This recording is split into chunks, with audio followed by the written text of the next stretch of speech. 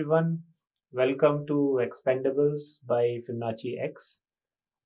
Today we have with us Professor Dhruv Nath, um, and he's an angel investor, director of Lead Angels Network. As part of his journey, he has invested in 15 startups and has mentored over 100 others. Earlier, he was a professor at MDI Gurgaon and a senior vice president at NIIT Limited. He has been a consultant to the top management of Glaxo, Gillette, Nestle, Indian Oil Corporation, and other companies. Dr. Nath has a BTech in electrical engineering and a PhD in computer science from IIT Delhi. He has written several books. We will be discussing primarily, I think, three of his books and few others which he mentioned are out of print. So, welcome, Professor, to the conversation. Thanks, Kulmani. Thanks a lot. I think whenever I meet you, I think two or three things which stand out to me. One is, जैसे हिंदी में बोलते हैं ना हाजिर जवाबी. You always have quick responses to. I've learned it from my wife. I hope she's not watching it. Or she knows me by now. Yeah. So, but yeah, your insights are always useful. I think we attended few sessions at MDI also, and I saw your inputs for founders also. So that has always, I've always observed that you have ability to get down to the basics of business model and point out those flaws and things why this will work or this will not work. So, but before getting into your books you have authored or investments, I would like to start with your journey before you went into engineering. Maybe talk a little bit about the background in which you grew up and how those times were different. Okay, so you want to start with which hospital I was born in? Okay. Not exactly. No, okay. So I grew up actually in two places. One is Calcutta, and two is a very small town in Himachal. So I'm actually originally from Himachal. It was great fun. So after that, I did my schooling there, and then I went to the IIT, as you mentioned, and did 2 degrees. So after which I decided to join NIIT. 20 years I was there. जैसे कहते हैं ना नमक खाया है, मैंने इतना नमक खाया था, I stayed there for 20 years, didn't quit. And then I got sick of chasing business targets. I said, बहुत हो गया. So I then became a professor at MDI, as you mentioned. And I retired about 4 years back. And for about 12, 15 odd years, I've been an angel investor, mentor, author. I take a lot of sessions, and life is fun. So while you were doing your undergrad, you had already decided that you want to go for PhD or into research? I always had an academic bent of mind, you're right. Both my parents did, and maybe I picked it up from them. And which is why I did my PhD. But then at the end of my PhD, I realized academics में पैसा नहीं है. Okay. And I realized somehow I had to live. Maybe I had to get married, support a family, kids, etc. So which is why I went into the industry, which is where I joined NIIT. But at the end of 20 years, I said, look, बहुत हो गया. I like academics, I like teaching, I like writing, and therefore I go back. So that's how it happened. And this realization came in the last year of PhD, yes? No, actually, yeah, I would say it came around the time I was finishing my PhD. You're right. Correct. Okay, correct. And how was your life during engineering, coming from Himachal? I think. Oh, great fun. Great fun. You know, I always believe, see, we lived in a hostel, right? And I always believe life in a college hostel is your best years. Best years of life, because you're living, you're staying, you're, tomorrow's an exam. So I'll give you a simple example. tomorrow's an exam and we are sitting in a room studying, and somebody walks by, ध्रुव चल यार चाय पीने चलते हैं. नहीं यार मेरे को पढ़ना है. किताब ले चलना. So the guy was able to convince me, so I would go with him. अब चाय पीने गए, there are all kind of things being discussed, all kinds of guys. कौन पढ़ेगा? It's stupid, right? So 1 hour later, I come back and say, now I have to study. Within 5 minutes, somebody else, Dhruv, yaar, chai peeni hai. So, this was real fun. And I would suggest to everybody, when you're in college, you must spend time in a hostel. Those friends remain with you for life, even today. So I passed out in 1977. That means what, about almost 50 years ago, right? Yes. And even today, when we guys meet, friends from the same batch, it's like we were back in college in the hostel. वही मजाक होता है, वही all kinds of nonsense we discuss, and it's such fun. Yeah. I mean, I agree with that. Because you are still in your 20s and you're fairly young, and you still, can absorb a lot of information. I think as we age, our personalities kind of develop and we kind of start blocking new ideas from other people. Yeah, that is also true. Correct. So I think especially college, and what is your view when people say that college education is not required anymore to do certain things in life? I think, so Kurmani, I think, see, frankly, I did engineering, right? Yeah. I think I have rarely used my engineering knowledge in the jobs that I did. Yes. Whether it was teaching at MDI, which was management, or whether it was in the IT industry.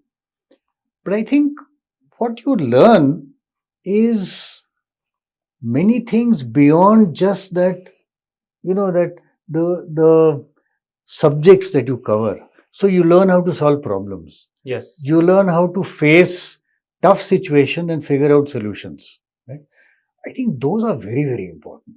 So therefore, I would say a degree. So if you, let's say, do a degree in whatever, psychology or history, you may never use it.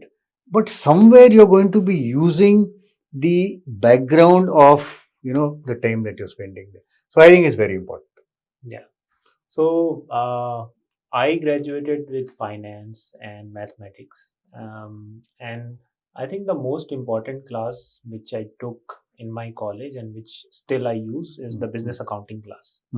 Okay. Rather than investment analysis class. Because I think accounting is which people it's don't pay attention to. It's a basis. Yeah, it's the language of the business. Correct. So business accounting for me is the one class which I took maybe 2007, 2008, which I still use some of the principles when I'm looking at financial statements and trying to understand. So if you're fortunate, you will use what you've learned there. Yes. Even if you're not, there is so much more beyond just the textbooks that you've covered. Yeah. That's the learning. Yeah. That's the learning. And you spent number of years in teaching, right? Yeah. After your corporate career. Yeah. You think that experience helped you when you later started mentoring founders, working on problems? Yes, absolutely. In fact, there are two parts to the answer.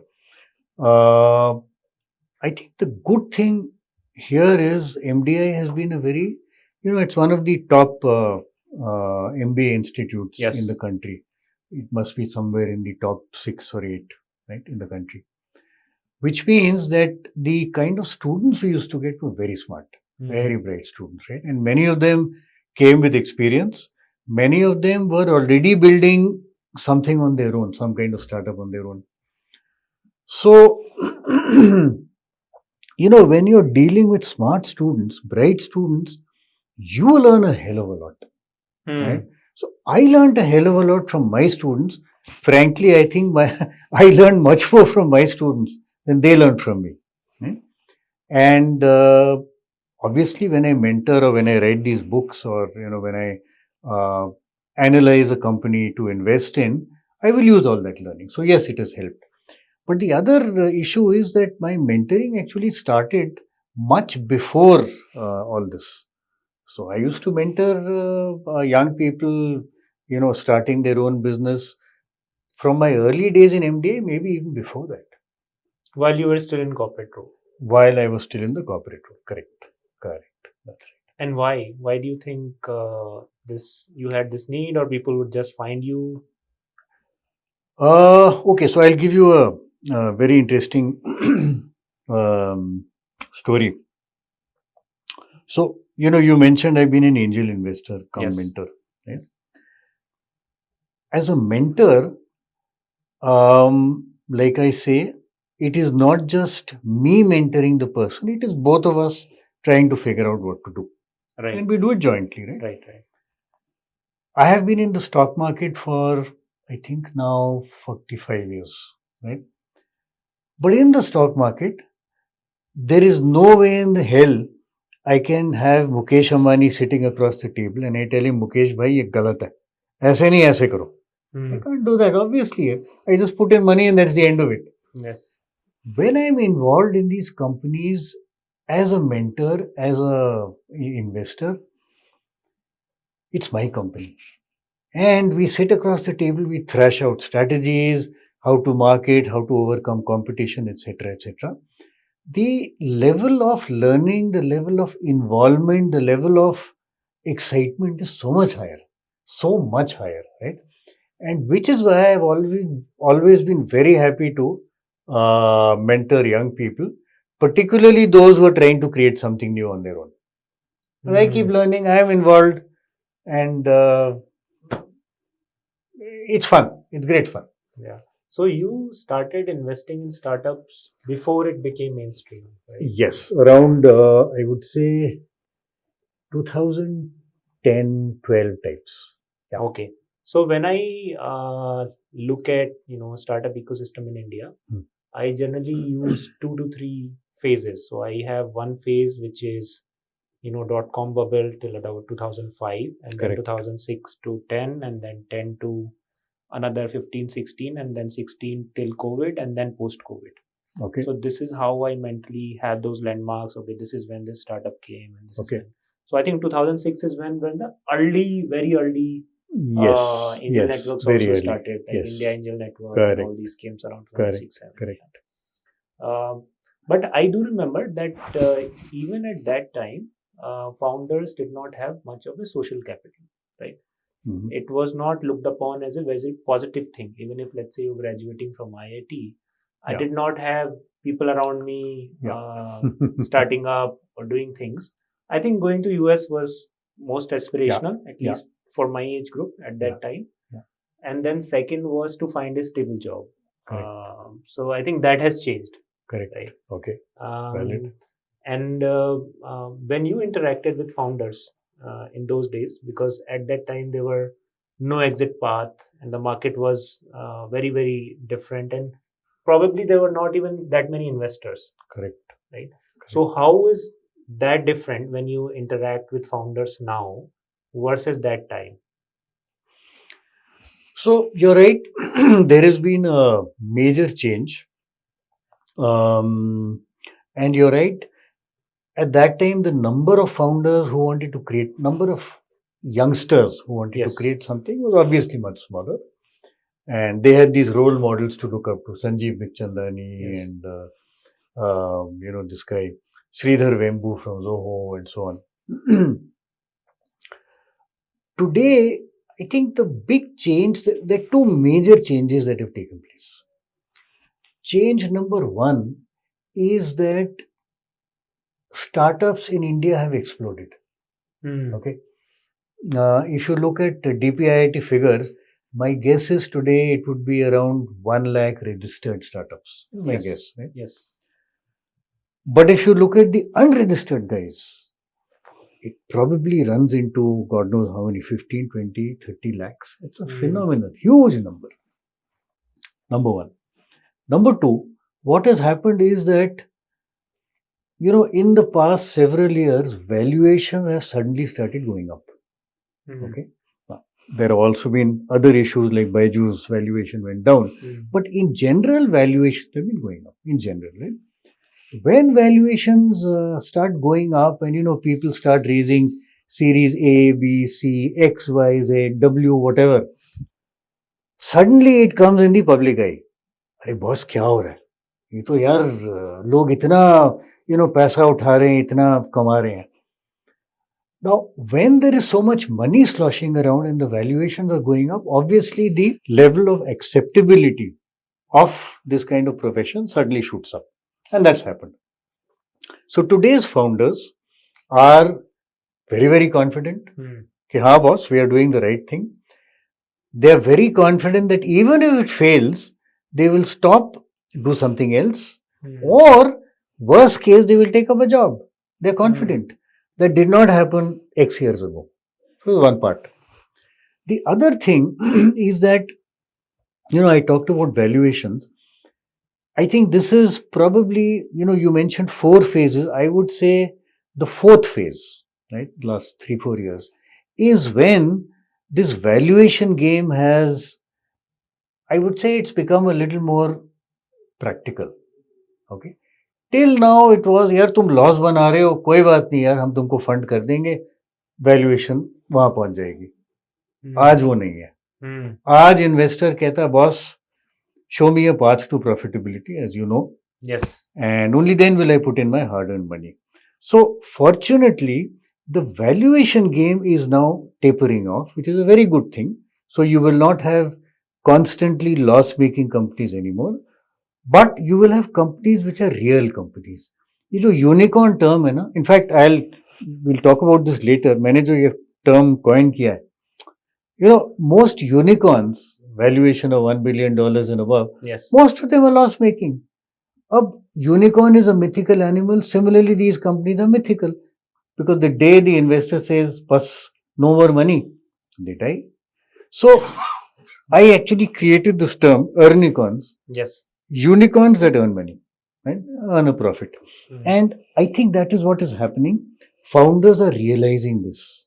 Investors are realizing this. Founders are realizing this. So I think founders, they used to be in the clouds till about, I would say, 5-6 years ago. कि boss कुछ भी हो valuation बढ़ाना है. Now they are focusing on the business. धंधा. पैसा आना चाहिए, profit आना चाहिए.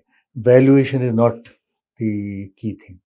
Which I think is very, very good because now you're getting real companies. Yeah. So that's going back to business accounting. Yes, exactly. Exactly. In fact, I spoke to Harsh Jain, who's the founder of Dream 11, which is one of the companies I covered. Yes. And he made a very simple statement. He said, look, I'm a Marwadi. And amongst Marwadis, there is no such thing as valuation. There is no such thing as revenue kitna hai? Dhanda. And dhanda means profit. तुम profit नहीं कमा रहे हो यार, you don't have a company. Simple. Now this has been the thinking of traditional businesses.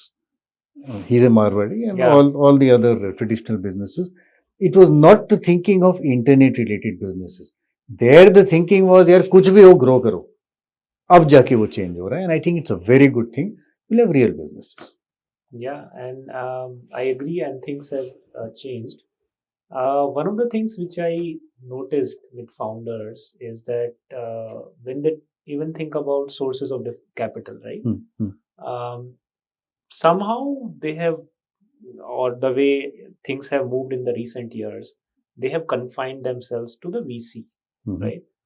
I was speaking to one founder who is doing a sizable revenue, let's say a few crores of revenue, company is profitable. And my question to him was, why are you targeting VCs, right? You know who has the deepest funding pockets in the whole capital markets is the banks, right? So why don't you grow your business to a scale where you can access that capital, which is much cheaper, and maybe not even diluting your equity. So I think that perspective is now developing. Yeah, it is happening. And Kulmani, the important thing is, if you're loss making and constantly loss making, will you get a loan from the bank? That's a fundamental problem. You won't, right? The bank say, boss, हमको अपना पैसा कहाँ से मिलेगा वापस, right?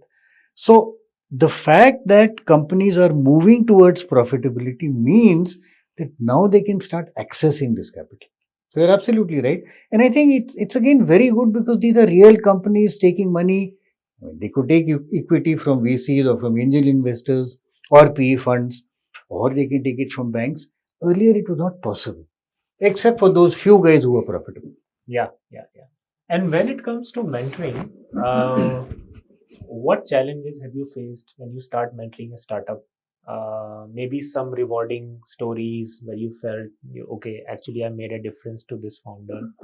And then maybe a couple of stories where you felt that there were a lot of challenges. Once you took up mentoring, then you realized, okay, maybe I need to take a step back. Okay.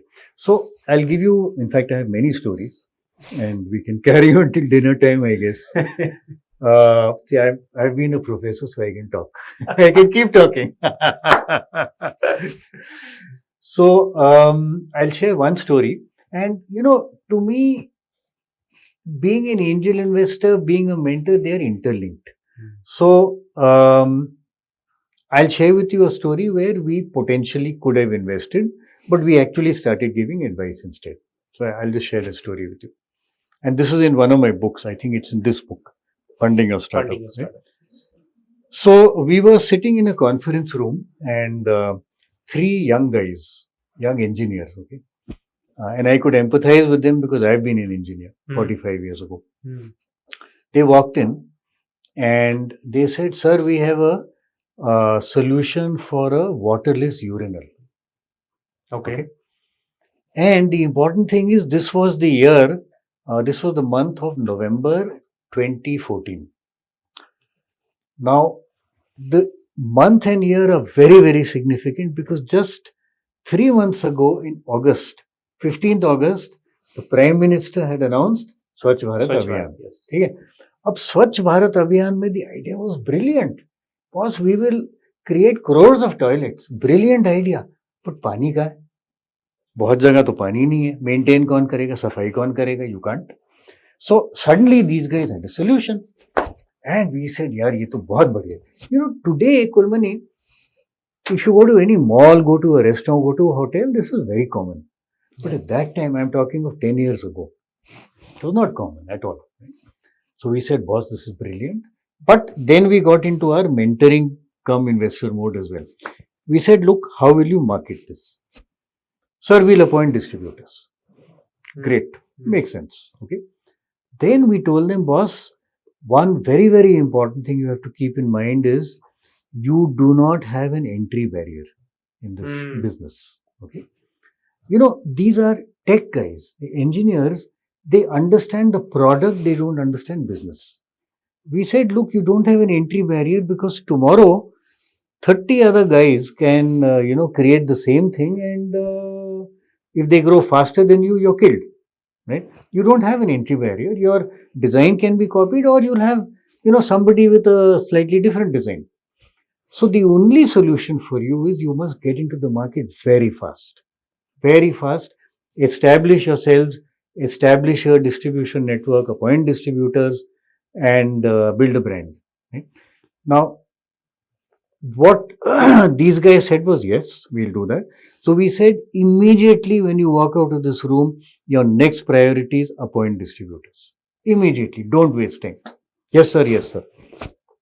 So we said, look, we'll take 1 month because that's the time we'll take to evaluate your company. But we are very keen to invest. Badhiya. We met them 1 month later. And these guys, they were looking very excited. So we said, kya hua? Sir, we are now working on a female version of the same thing. So we said, yaar, wo male version ka kya hua? Sir, wo hai wo. Yaar, wo tumne distributor appoint karne the, what happened? Arey sir, just give us 6 months. In 6 months, we'll have the male version and the female version. Together with a dhamaka, we will appoint distributors. You know what the reaction was? There were maybe 25 investors in that room. Our reaction was this. Yeah. Very good idea, brilliant opportunity, very good designers, good tech guys, zero concept of business. Right? That is when our mentoring started. We said, boss, nahi chalega. You guys are brilliant. And by the way, they had a professor with them. He was very happy because he was right. He was publishing paper after paper. But that's not business. So these guys had converted it into an R&D project. So we told them, look, there must be one person who understands business as a co-founder. Sir, we'll get a manager. No, you have to get a co-founder. Manager can leave you in one day flat. Has to be a co-founder who understands business, understands sales, understands markets, who has been on the field and actually, seen distributors. If you can do that, you'll be successful. Otherwise, you will not. And if you can do that, we are willing to invest in you. So I think they didn't do it, by the way. Okay. And I think the company just finished. Okay. So I think there are many, many situations where we find founders know one side of the story, but there are many other sides which you're completely unaware of. And मेरा experience ये रहा है कि tech founders typically understand tech. They're very good. Sir, I've built a brilliant program. अच्छा, what is the problem you're solving? Sir, वो तो देखते हैं. If you're not solving a problem for somebody, I mean, you don't have a business. In fact, I think in all these 3 books, I talk about my persistent model. Yes. Where P is problem, you have to be solving a problem. Yeah. By the way, E is earnings model. Yes. If you don't have an earnings model, boss, forget it. You can't solve it. So I think there are a lot of areas where we find people, and there is one more category. Unfortunately, in some cases, founders are not willing to listen. They believe they know everything. And in fact, that is one place where we normally back out, both as an investor or even as a mentor, because we know it's pointless. So that growth mindset is not there. Whatever is required, there is something that is missing. So, for example, there are founders who will come to you with very, very unethical services. We say, there was one guy who came to me, my student, I don't want to name him.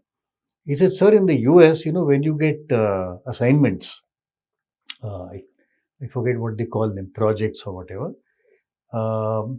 very often these students don't have time. So what they do is they put up the assignment, we provide expertise, we will do the assignment for you, put it up there. He said, yaar, ye unethical business, ye mat karo. Don't do it, because this you will not be able to go beyond a chota. You will be like a chota version of a kirana shop. Bas. So there are many, many situations we face. Yeah. And people are actually doing this. Freelancers. Yes. But if you want to run a company, a private limited company which is growing, and hopefully you're getting investors, the investors will never give you money for this. Yeah. So we'll come to the persistent model, but before that, my favorite. Yes. And I've seen you, explaining on the whiteboard. But I can write on this wall. You also mentioned about perfect attitude for founders. Correct. So, what do you think are some of the traits which founders should have? Number one, and then second is, if as a founder I don't have those traits, can I still be successful? Can I still learn? Can I seek mentoring? Okay, good question, and it's a slightly long answer. So let me talk about the perfect attitude. I actually introduced it in this book. Yes. I don't know if you can see it here. So the Dream Founder, I introduced it here, and then I used it in this book, the Earnicons. Right? So just to tell you what the perfect attitude is, I like to build acronyms. And yes, I noticed this is one acronym I built. So perfect is a 7-letter acronym. Each letter stands for something, and this is basically a perfect attitude for a successful founder. Right? P is persevering. Okay. E is ethical. R is responsible, which means if something goes wrong, accept responsibility. If something goes right, give the credit to the team. Right? F is flexible. Right? E is everything, which means you're willing to do everything. Okay. And what is left? T. T is builds trust. Okay. So I'll take one example, and I'll take it from this book. Yes. So as you can see, I wrote about InfoEdge, which is Naukri.com. Yes. And the founder of this is, he's a legend, Sanjeev Pichchandani. He has a co-founder also, Hitesh Obra. Yes. And they're very similar. So Sanjeev I'll take you through this perfect attitude. He quit his job in 1990 and Naukri was launched in 1997. Okay. 7 years, there was effectively no successful business. He tried many things, not successful, right? That is persevering. You can't give up, boss. You have to keep trying multiple things. Okay? So that's one. Then, flexible. During this period, he tried lots and lots of options. So initially, he was into, his company was doing salary surveys, which they would sell to companies. Then he realized, look, we can actually create a database of jobs and make it available to individuals who want to apply. The problem is, how do you reach those individuals? Internet tha nahi us time, right? So he tried multiple things, including us zamane mein na, we used to have floppy drives. So he would put jobs on a floppy and give it to distributors, and he would say, look, in your colony or people around your shop, let people come and access this on a PC. It didn't work. Very cumbersome method. It didn't work. Right? So multiple things he tried, and finally the internet came along. World Wide Web came along, and 1997 he launched Naukri. Okay, so flexibility. He kept pivoting till finally he reached a successful outcome, right? Which is Naukri. It took him 7 years, right? Ethical. One of the things he has done, and it's quite remarkable. He was offered a board position, so a director's position in Make My Trip. Okay. And, normally when you're offered a board position, you will get some compensation. Either you'll get a fee per board meeting or you will get ESOPs or whatever. Yes. In his case, he was offered ESOPs. Right? He says, the time I spend in this board meeting does not belong to me. It belongs to my company, InfoEdge, Naukri, right? Therefore, it is not fair, it is not ethical for me to take those ESOPs. Give the ESOPs, but give them in the name of InfoEdge, the company, right? I think it's a phenomenal gesture. Right? And ultimately, I think InfoEdge sold those shares and they made money, right? Now, because he's so ethical, because he's so honest, because he's so fair in dealing with people, the last thing in perfect attitude, he builds trust. Okay. And that is, I think that's a primary requirement. If you cannot build trust in your stakeholders, customers, team, partners, distributors, franchisees, वो धंधा चल ही नहीं सकता, right? So that's an example of perfect attitude, Sanjeev. Now you asked one more question, which I'll come to, which you said if you don't have these, can you build them? Some of them, frankly, you cannot build. So, for example, ethics. You cannot. Because if you are inherently, a non-ethical person, it is very difficult for you to start following ethics. And I would say such people, I mean, in the short run, they may run a successful business, but in the long run, they cannot. Because people start discovering that you are not ethical and therefore you don't trust the person. So, there are certain things which you cannot. But there are certain things which you can build. For example, I talked about in the perfect attitude that C, customer oriented. Yes. So, there are a lot of tech guys who don't like talking to customers, don't like selling. Boss, मेरे को selling आती नहीं है. I will appoint a manager who will sell. We are very clear. You have to be the number one guy who sells if you're a founder. Yes. Now, that you can change. Force yourself to go into the market, meet customers and sell. Yes, the first 10, 15 times you will fail. But maybe the 25th time you will get a customer. You will get some confidence. Then you start selling again. So, there are certain things which you can change, but there are certain things which are inborn. Like, I said, ethical. You can't change. Yeah. I mean, selling is so important. And recently, I was listening to one of the successful founders, and he said there are three phases to building any business. Mm-hmm. In the first phase, you sell yourself as a founder because Correct. there is no business. Correct. In the second phase, you sell your business. And in the third phase, the business sells itself. Okay. So he says whatever customers you get in the beginning is your face value. Is your face value. Because Correct. there is no differentiated brand. They don't know about product. And it has to be the founder. It cannot be a salesman. Yes. It cannot be a sales manager. Yeah. So the buck stops with you, and then you have to be comfortable having those conversations. So if you're not, start doing it. Yeah. When you start doing it, you'll get comfortable. Yeah. So that's important. And you mentioned about team, right? In persistent framework as well. And all of us know that it's always about people. If you don't have the right people, you can't do much on your own. Correct. So how do you build the right team? Okay. I know you gave examples of in Dream Founder about a manager who walks around, speaks to different founders, team members, helps them with their getting married. Right. By the way, that was me. That was me, but I couldn't say it was me. So I was responsible for at least one wedding. But how do you build the right team?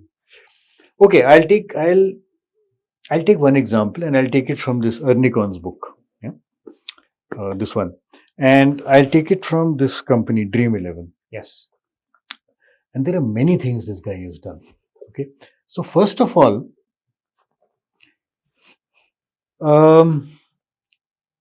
so it's an internet company, right? Which means he needs tech guys. He needs lots of programmers. But he does not look for programmers. He looks for people who are passionate about sports. And they're also programmers, right? So that combination. I have in the Dream Founder, I spoke about a company called iDream, which has no connection with Dream Founder. Yes. They were into education, children's education. Yes. They would look for people who are passionate about children's education. So they're not just looking for a job, they're looking for this job, right? Number one. Which means when they join, they are much more motivated, they are passionate, they are far more productive. Okay, that's number one. Number two, you then provide them with an environment which keeps them motivated and happy. Yes. Right? And I'll tell you what Dream 11 did. So first of all, if you go into his office, have you been to his office in BKC, Bombay? No. Get a chance, you must go there. I've been there twice. They don't call it an office, they call it a stadium. Yes. Okay? A stadium क्यों यार कौन सा sportsman office में जाता है? It's silly. हम stadium बुलाएंगे. You walk into the office, the reception is a football field. It's a छोटा football field. एक end में goal post है, उसमें sofa है. When you're waiting for somebody, you'll sit on the sofa under the goal post. And I have photographs of myself sitting under the goal post waiting for Harsh Jain. Then you walk in. Normally in an office, you will have what? You will have marble flooring, or you will have wooden flooring or wall-to-wall carpeting. These guys have AstroTurf. Okay, hockey field. पूरे stadium में they have a walking cum running track. So in the office in BKC, which is the heart of commercial Bombay, in the building they have an athletics track. So when you enter, you don't feel you come into an office. You feel you actually come into a sporty environment. And wherever you go, you'll have baseball bats hanging or basketballs hanging, or all their meeting rooms are named after some sporting activity. So you have a Mumbai Indians meeting room. You have a Punjab Kings meeting room. उसमें एक बड़ा सा truck है साडा Punjab, right? And so he's created an environment where people are happy, they're productive, and they're passionate. We have sports environment में आए हैं. Let me give you one more example within this Dream 11. See, they are basically into what? They're into fantasy sports. Yes. And for your users, I must explain, although I suspect if you have young users, they know more about fantasy sports than I do, but I'll still explain. So fantasy sport is what? Let's say you have a cricket match going on between India and Australia. Yeah. And there are 11 people on either side. Actually, there are 30 people, 15 and 15, but let's say it's 11. You choose a team which can be from India or Australia. So you can take Virat Kohli, you can take, Pat Cummins, you can take David Warner, you can take Rishabh Pant. You can choose your team of 11 people. Okay? वो आपकी team है. So you're a selector. Now, if Virat Kohli scores a century and he's in your team, you get points. Yes. If Virat Kohli goes for a duck and he's in your team, you go down. Right? So, similarly, you have all the other selectors who are playing at the same time. Right? Because they've all chosen their team of 11. And the top few guys will get money, prize money. Right? So, you put in some money. This is real money gaming. So, you put in some money and that goes into the prize pool, and depending on who gets more points, you get a prize. Right? So, the revenue model basically is from the money that people put into play. उसमें से थोड़ा सा निकालते हैं as participation fee and the rest goes into the prize pool. अब आप देखो Covid में क्या हुआ, बस गेम तो कोई था ही नहीं. For that 1.5 years, there is no games. If you don't have a physical game, you don't have a fantasy game. And if you don't have a fantasy game, revenues are zero. So they had a little bit of revenue from other sources, almost zero. Unfortunately, in the internet world, when your revenues are bad, what is the first thing companies do? Sack people. You lay off 5. The only variable is how many you lay off. Layoff is a constant. 500 lay off karoge, 800 karoge, 1000 karoge. That is the variable. These guys didn't lay off a single person because fortunately they were profitable. They said, and Harsh Jain said this very famously, he says, look, during good times, you have looked after the company. Now, during bad times, the company will look after you. Okay? You can imagine how much, I go back to my perfect attitude, how much trust this builds in the minds of the guy who's employed there towards Harsh Jain and the co-founder. These guys really look after us. Therefore, we can't leave. We are very happy. We'll be productive. Their manpower turnover annualized is about 4%. Internet company में कहाँ होता है यार 50-60% तो world record है 4% that's all so choose the right people, the people who are passionate about working in this company rather than just getting a job which pays them 15-20% extra. You will still lose some people who want only money, yes, but hopefully you will get enough right people, and then treat them like this, treat them so well that they don't want to leave. That's see, when this happens, people don't leave, no recruitment cost, no training cost, okay? Productivity is high, and when all that happens, productivity high, costs low, profitability. So that's one big reason why these guys are profitable. And I think that's true for all these 4 companies which I've mentioned. When I look at founders who are coming with professional experience into the startup space, I generally observe them in 2 modes. So obviously as a founder, you have some experience and then you have a very, very junior team. Correct. Maybe entry level, maybe 0 to 2 years of experience. Correct. Right. So one thing which I hear from founder is, one, they are frustrated because they have come from a structured environment and now everything, and they have a very, there is no middle layer as such. Correct. And second, they have a fantasy that I will raise some capital and I will bring in executives, VP of X, VP of Y, and those people are going to come in and then fix everything. Nahi chalega, boss.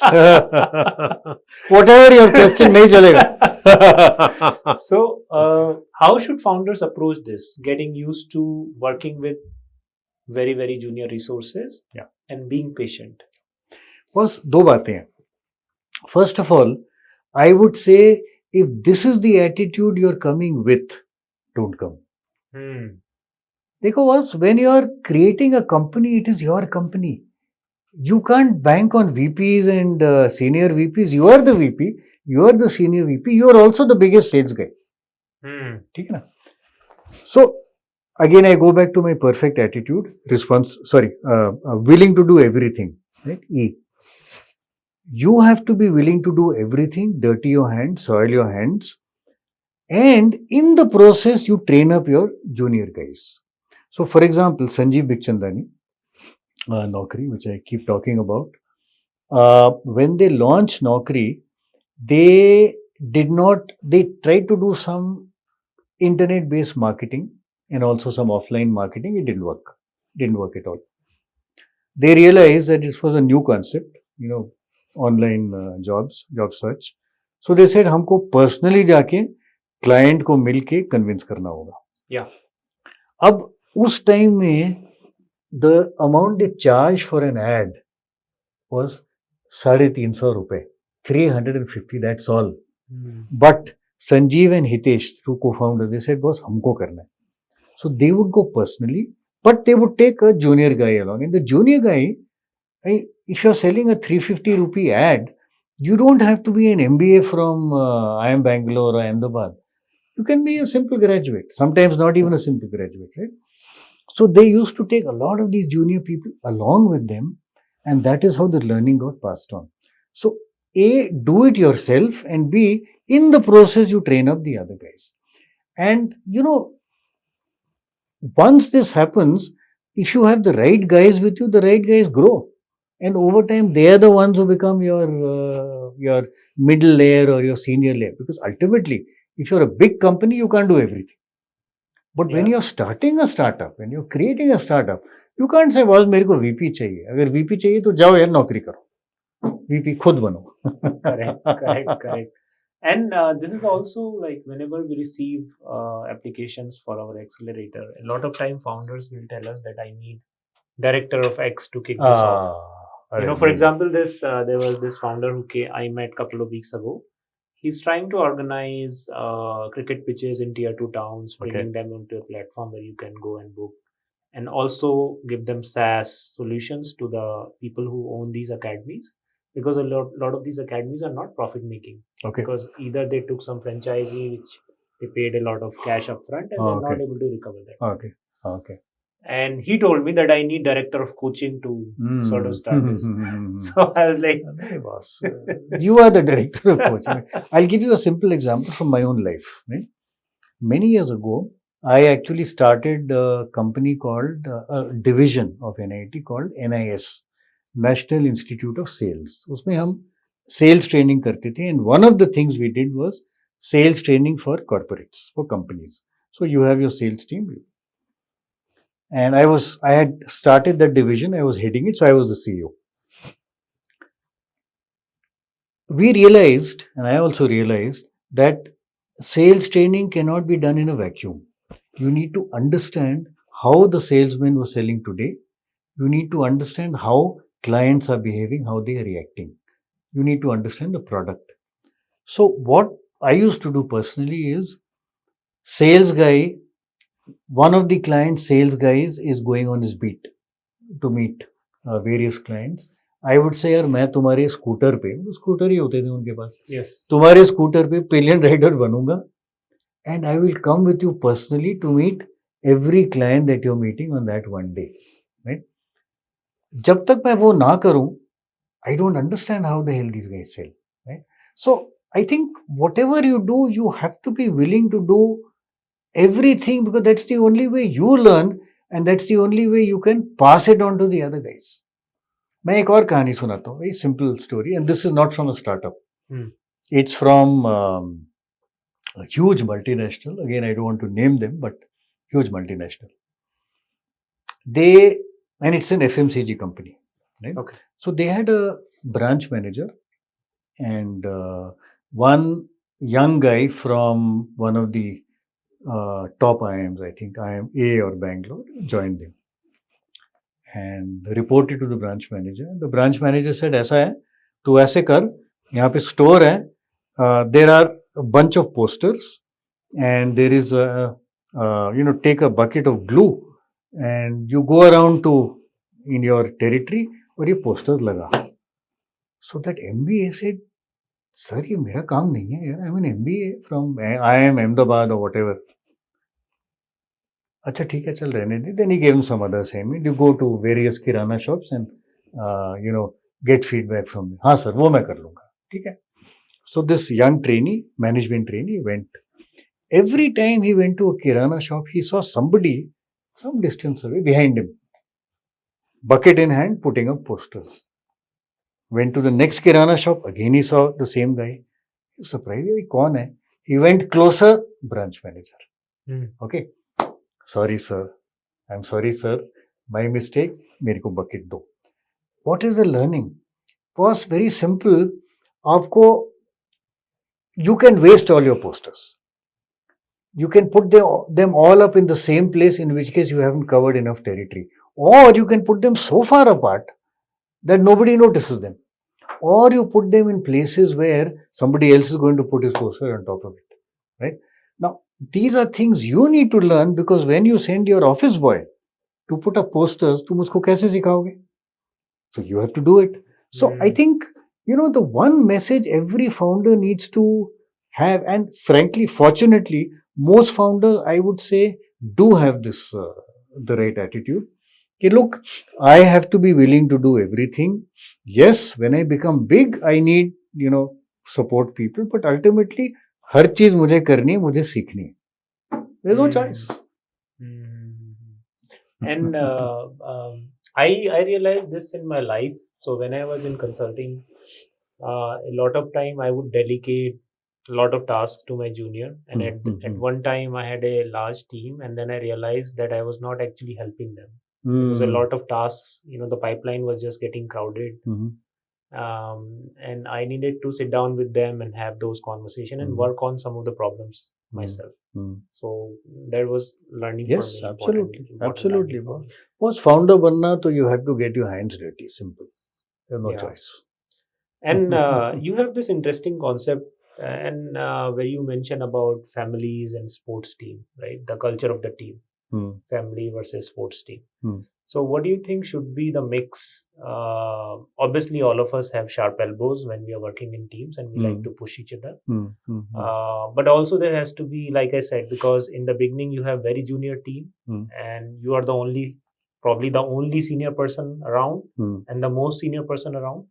So how do you balance that? How do you bring that empathy as well as some sort of push for extracting performance from your team? Was my view here, and this is based on all the success stories I have seen personally, is if you build the right culture, this happens. Okay? And the culture has to be, it has to flow from the top. So it's a team. I may have made a brilliant sale as a founder. I may have done something wonderful as a founder, but no, it's a team which has done it. Team gets the credit. Now, when you start doing things like this, these things flow down, and the team says, "Boss, we are working together." Okay.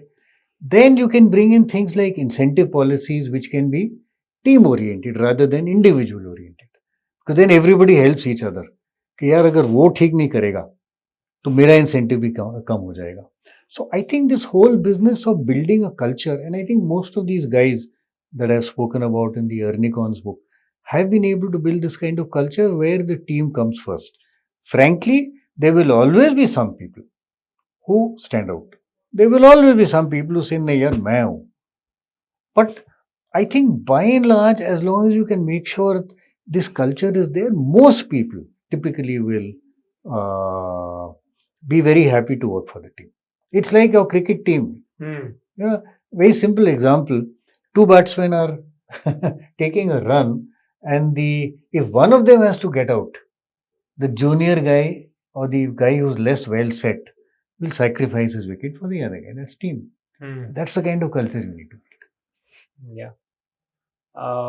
Now let's talk about the persistent model in detail. Okay. Because that's the prime focus.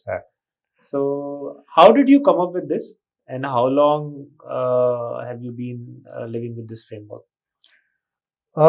So, see, I told you I have been investing for about 15 odd years now, and mentoring for longer.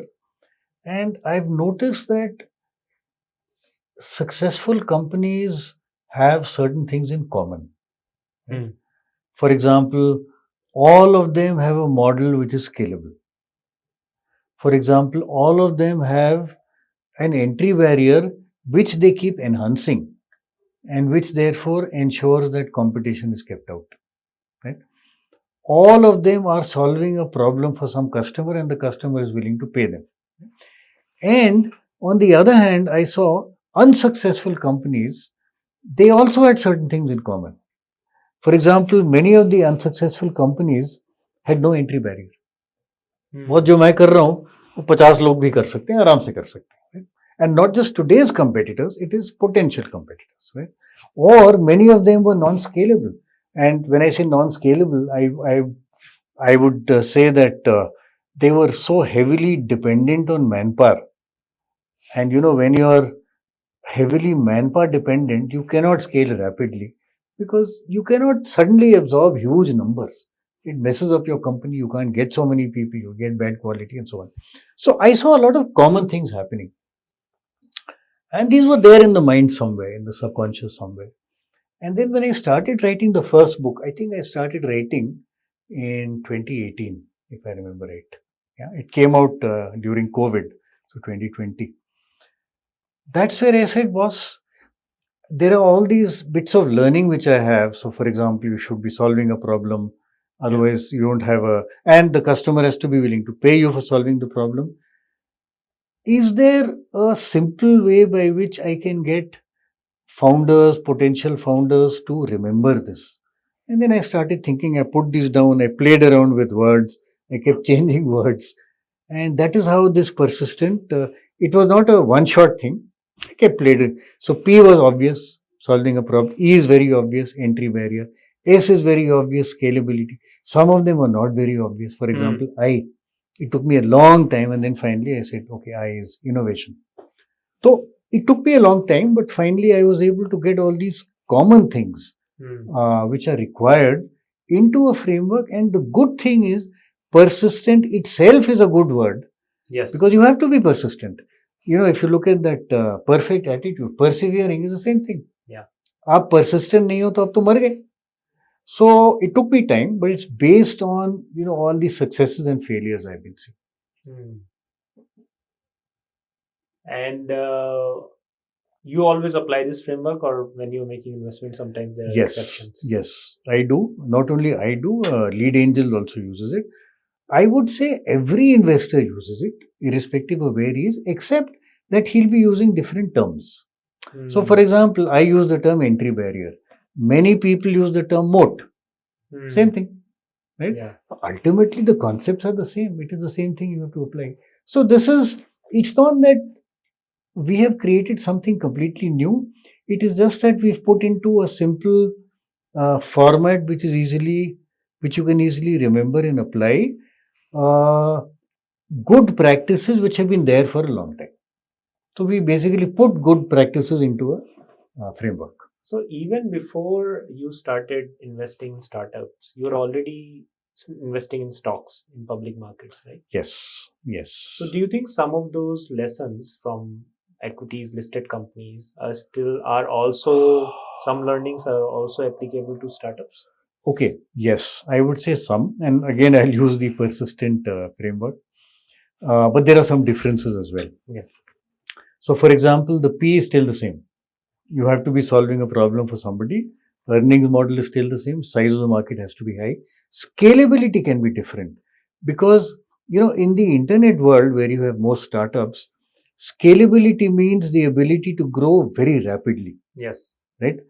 But in the conventional world, which is where you have most listed companies, scalability just means the ability to grow big. So Hindustan Lever is a highly scalable company by that logic. But if you look at this environment, it is not scalable because their growth in volumes is what, 7-8% per year? That's peanuts. Yeah. Right? So there are some differences. There are some of the other areas, for example, I talk about risks, I talk about innovation, applies to everybody, completely applies to everybody. Traction applies to 100% to both categories because, and in fact, if you look at in the listed world, in the world of listed companies, traction has to be much, much, much higher. Yes. Because otherwise, how do you get investors? Whereas here, even a much lower traction would work. So certain things are common, certain things are different. But overall, I would say the model still applies because ultimately it's a model which is built for successful companies. Yeah. I also have a couple of acronyms which are my favorite. Oh, okay. So one acronym is it's called ESL. So what kills a business? It's ego, speed, and leverage. Okay. I recently learned it. Okay. And second is just decomposition of DuPont, which I just keep recalling from my earlier days as an analyst. Asset turnover, margin expansion, and leverage. Okay. So if the business startup goes to 100 CR, then how do they expand their margin? What happens to return on assets? What happens to leverage? So I always think from shareholders' value perspective. So okay. So because I am buying the dream, right? Which is that someday this will be a 100 CR revenue business, not valuation. Correct. So at that point, how does your margin expansion stand? Right. But Kulmani, some of these may not be valid in these early stage companies. For example, you said leverage, right? अब loan ही नहीं मिलेगा तुमको तो कहाँ से leverage लोगे? But once you get into that position, see, ultimately, whether you are listed or not, ultimately all companies have to follow these metrics.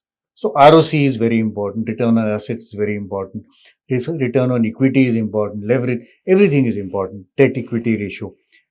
But that happens, I guess, when these startups become much more mature. Yes. So it probably applies to, these huge companies like Naukri and Zerodha and co. Sure. But not to early stage startups. And so if a founder checks all the boxes on the persistent model, and they start thinking of getting funding, right? Because like you mentioned in Earning Corn, you should get funding for growth, not for survival. Correct. Right? Yes, absolutely. Not to pay your regular expenses, but for... Although I'll just clarify, at an early stage, sometimes you have no choice. For example, if you're running a B2C company, you have to spend money on marketing. And at that stage, you have nothing. So at that stage, you need that money. Now, whether that money comes from you or from a grant from the government, if you're in biotech or something, or it comes from investor, you still need the money.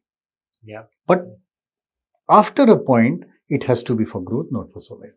So even in, let's say, D2C kind of a model, how much from an investor's perspective, what kind of burn do you think is acceptable?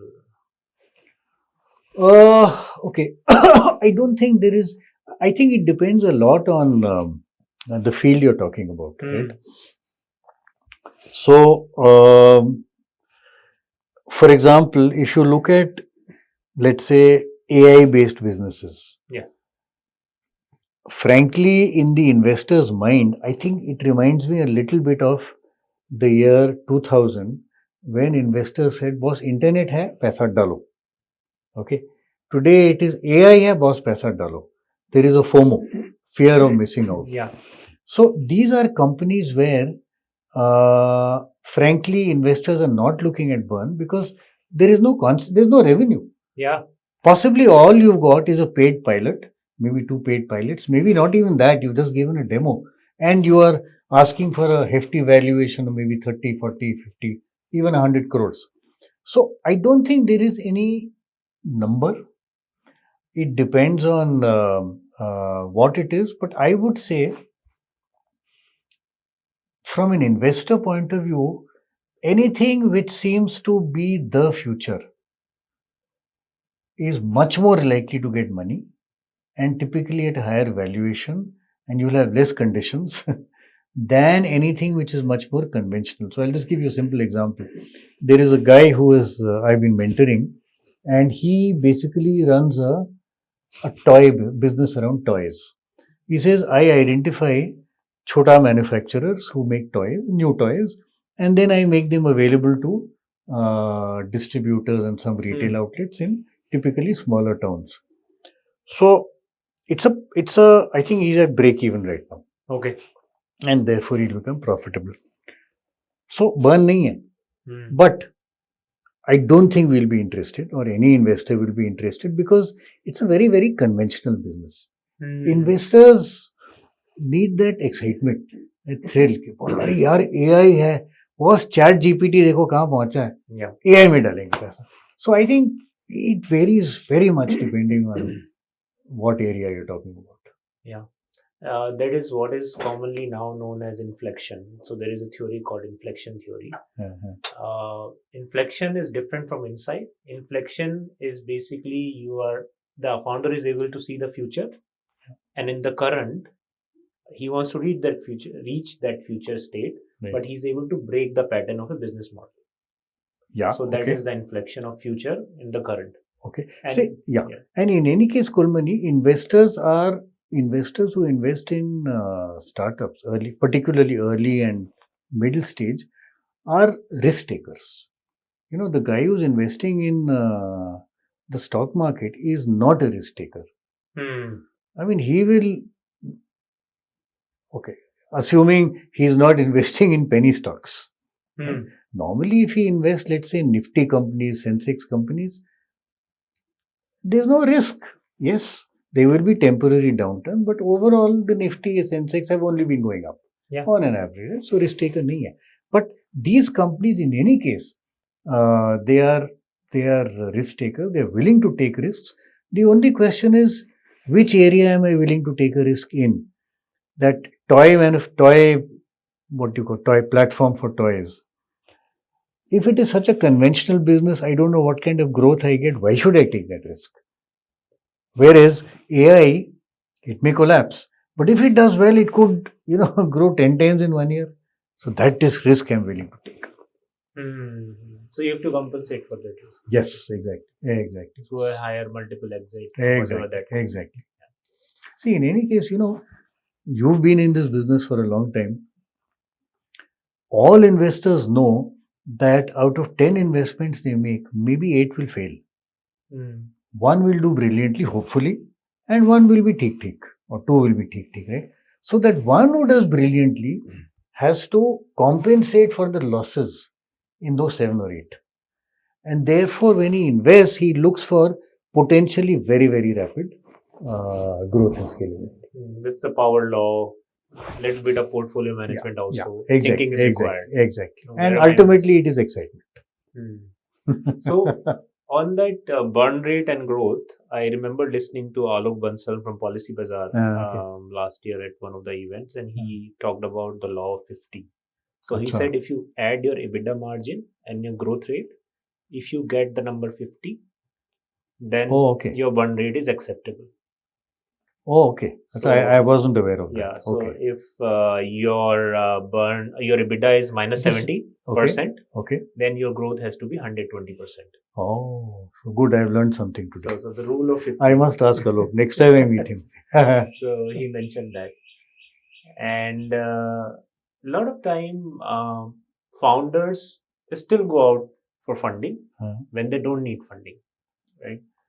And I spoke to a certain founder backed by, let's say, SoftBank, and they raised about 700 million.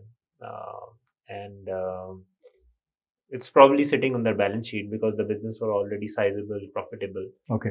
And I asked him, one-to-one, that why did you think there was a need to raise this huge pool of capital? And he said that I was seeking some kind of validation at that point in my life that I can raise 500 million or 700 million.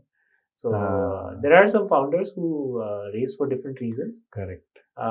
Because I feel startups have successful founders have 2 or 3. Obviously, they have the ability to walk alone. They are very contrarian if you look at their choices in life. Correct. And third is they have a creative streak. Oh yes, correct. And they're very passionate about what they're doing. Yeah, and then the whole startup, the whole venture is an outlet for that creative energy which they have. Okay. Right. And the good founders are the ones who are able to balance that creative energy and the commercial mindset. Okay. Because sometimes they get so sucked into the creative space that they forget about it. Bechna bhi hai bhai. Waterless urinal. Was correct. Yeah. वैसे आपने जो बोला ना about raising funds, one other big reason why people raise funds, you said validation. If you raised external money, it gives you some level of credibility, especially if it is from institutional investors, not individuals. And tomorrow, if you raise money, if you list, and therefore, you're on the stock market, your credibility is even higher. And that is one big reason why a lot of people look at A, investments, and B, investment from a VC, and B, listing. Yeah, because for IPO, you have gone through, 6 to 9 month process, Correct. rigorous back and Correct. forth, and your Correct. team has answered. SEBI has gone through. SEBI has Correct. Correct. And on the buy side, I think PVC is like top of the food chain. So if Correct. you have convinced those guys, Yeah. those guys are considered to be smart. Correct. And not always. the buy juice has gone to zero. Yeah, that's a different story altogether. What are some of the common mistakes you see founders making after they raise external funding? After they raise external funding. Okay. I think the most common thing I've seen is, boss, paisa aa gaya, ab spend karo. Spend karo, right? And I will again go back to Sanjeev, one of my favorites, Bikchandani, Naukri. They raised money from ICICI Venture. I forget the exact amount, but I think it was in the year 2000. And the money they raised, half of it immediately was put into a fixed deposit. And he said, we will not touch it. And he says the reason for that is when you have too much money floating around, you get into bad habits. So then you will buy fancy cars, then you will start staying in 5-star hotels, business class travel, वगैरह वगैरह. So I think one of the things which founders have, some founders make this mistake is, बस money आ गया, अब जो करना करो, पैसा है हमारे पास और दोबारा आ जाएगा. And that's bad. That's a very, very bad thing to do. Yeah, I think there is a problem which is called too much capital. Exactly. And too much capital. And when you get used to spending too much capital, you can't get out of it. And if you do it as a founder, your team will do the same. Culture. It all flows from the top. So ये बहुत ज़रूरी है, and that's why all these 4 guys which I spoke about in the Ernicon book, they were very clear. Why are they all profitable? They were all clear हमको profitable होना है, and they were all very clear हम frugal business चलाएंगे. Frugality is the key. पैसा है कोई बात नहीं, we will still remain frugal. I just went to the Zerodha office recently. I met Nitin Kamath, and you go into his office. This year, last financial year, that is 2023-24, I think their turnover is something like 6,000 plus crores, and their net profit is 4,000 crores. Yes. Okay. That's huge. You go into their office, it is not fancy at all. It's a very simple place, very, very simple place. And you can see why they are profitable. Frugal business चला रहे. संजीव बिखचंदानी जब उसने शुरू किया था, he ran his company from an office which was the servants' quarter above the garage in his father's house. Yeah, I read that. They used to pay rent also. They used to pay rent, 800 rupees. Okay. And second-hand furniture, second-hand computers. Yeah. बस ये जो आदतें हैं ना, और आज भी आप इन्फोएज के ऑफिस में जाओ, मैं बहुत बार जा चुका हूँ. It's a very simple place. Very simple. There's nothing fancy about it. And he would take his dad's scooter for meetings. Correct. Old scooter. Yeah. So yeah, unfortunately, see, Kulmani, what has happened is, in the first several years of this entire startup revolution, everything became funding, valuation, funding, valuation, funding, valuation. आप grow कर रहे हो, you will get funding at a higher valuation, right? पैसा मिलता जाता था, लोग spend करते जाते थे. But there were just a few people who said, नहीं बॉस, हमको profit बनाना है. And I'll go back to a statement which unfortunately Rakesh Jhunjhunwala made before he passed away. He says, look, how can your profit be the next round of funding? उस profit तो company के अंदर से आएगा ना, बाहर से थोड़ा आएगा. And he made that statement. So there has been this attitude कि बॉस spend करो. जो थोड़े लोग frugal रहे हैं, they are the ones who created successful businesses. And today you have more and more businesses which are moving towards frugality. They're cutting cost and they're becoming profitable. You've seen Paytm, you've seen Zomato, you've seen Make My Trip. They're all becoming profitable. So there's no choice, boss. You have to run a real dhanda, not a fictitious dhanda which you call a unicorn. Yeah. And I read a lot of books. I actually buy more books than I can read. And what I love about your books is that you use India-specific examples, Correct. Yes. which is, and in startup, in venture, most of the books are coming from the Valley or established writers. And then you also give very India-specific examples. You talk about Bharat, how that's going to emerge, right? So I wanted to check from you, what do you think are the challenges which founders in tier 2? Tier 2 is even bigger, let's say even tier 3 and even rural India now. That's where next wave of growth is going to come from. Just day before yesterday, we did an event in Jaipur with about 15 founders. I was there sitting with them and understanding from them what are their needs.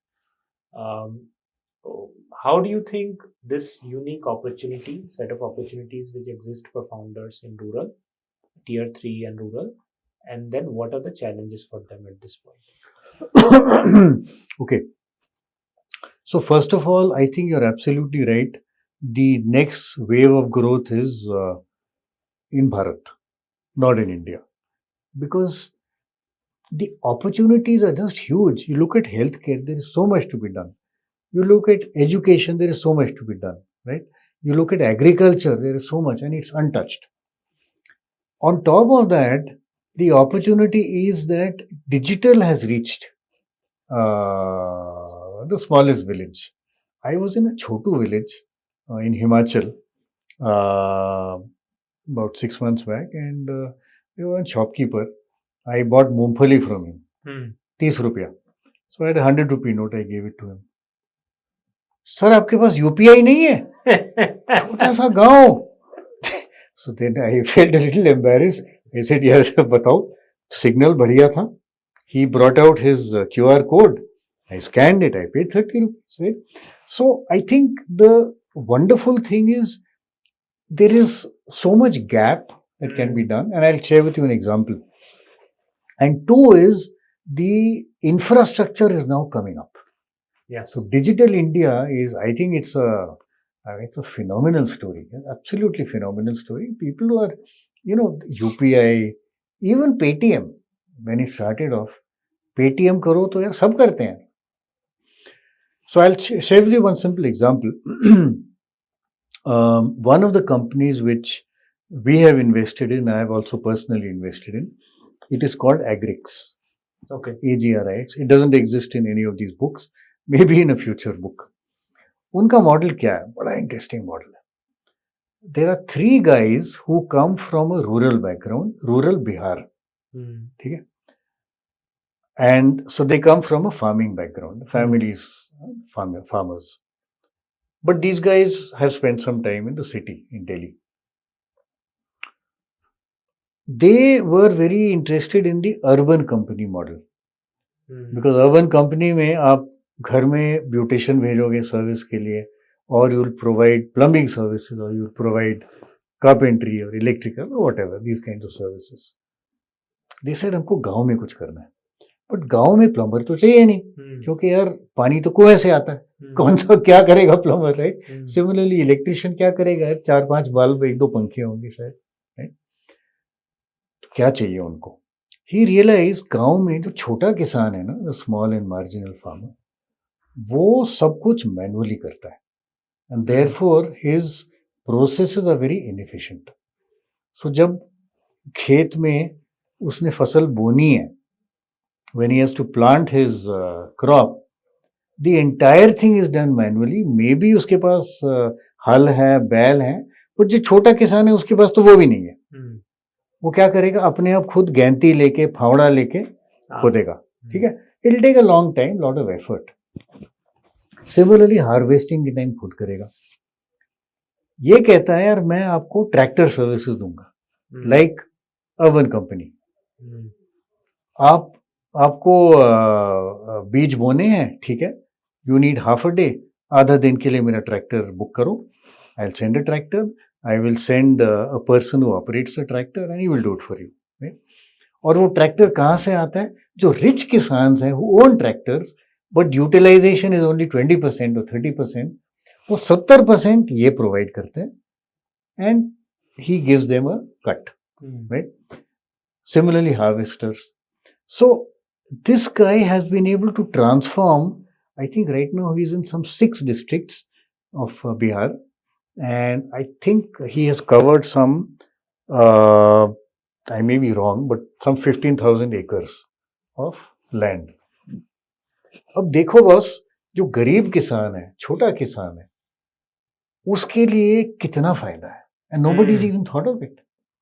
And this guy is now expanding rapidly into the rest of Bihar. And by the way, Bihar is probably the most backward of one of the most backward states we have. Yes. वहाँ पे ये हो रहा है, internet based हो रहा है. You can, book your tractor or whatever. And now he says, I do provide other services. You can buy seeds from me. You can buy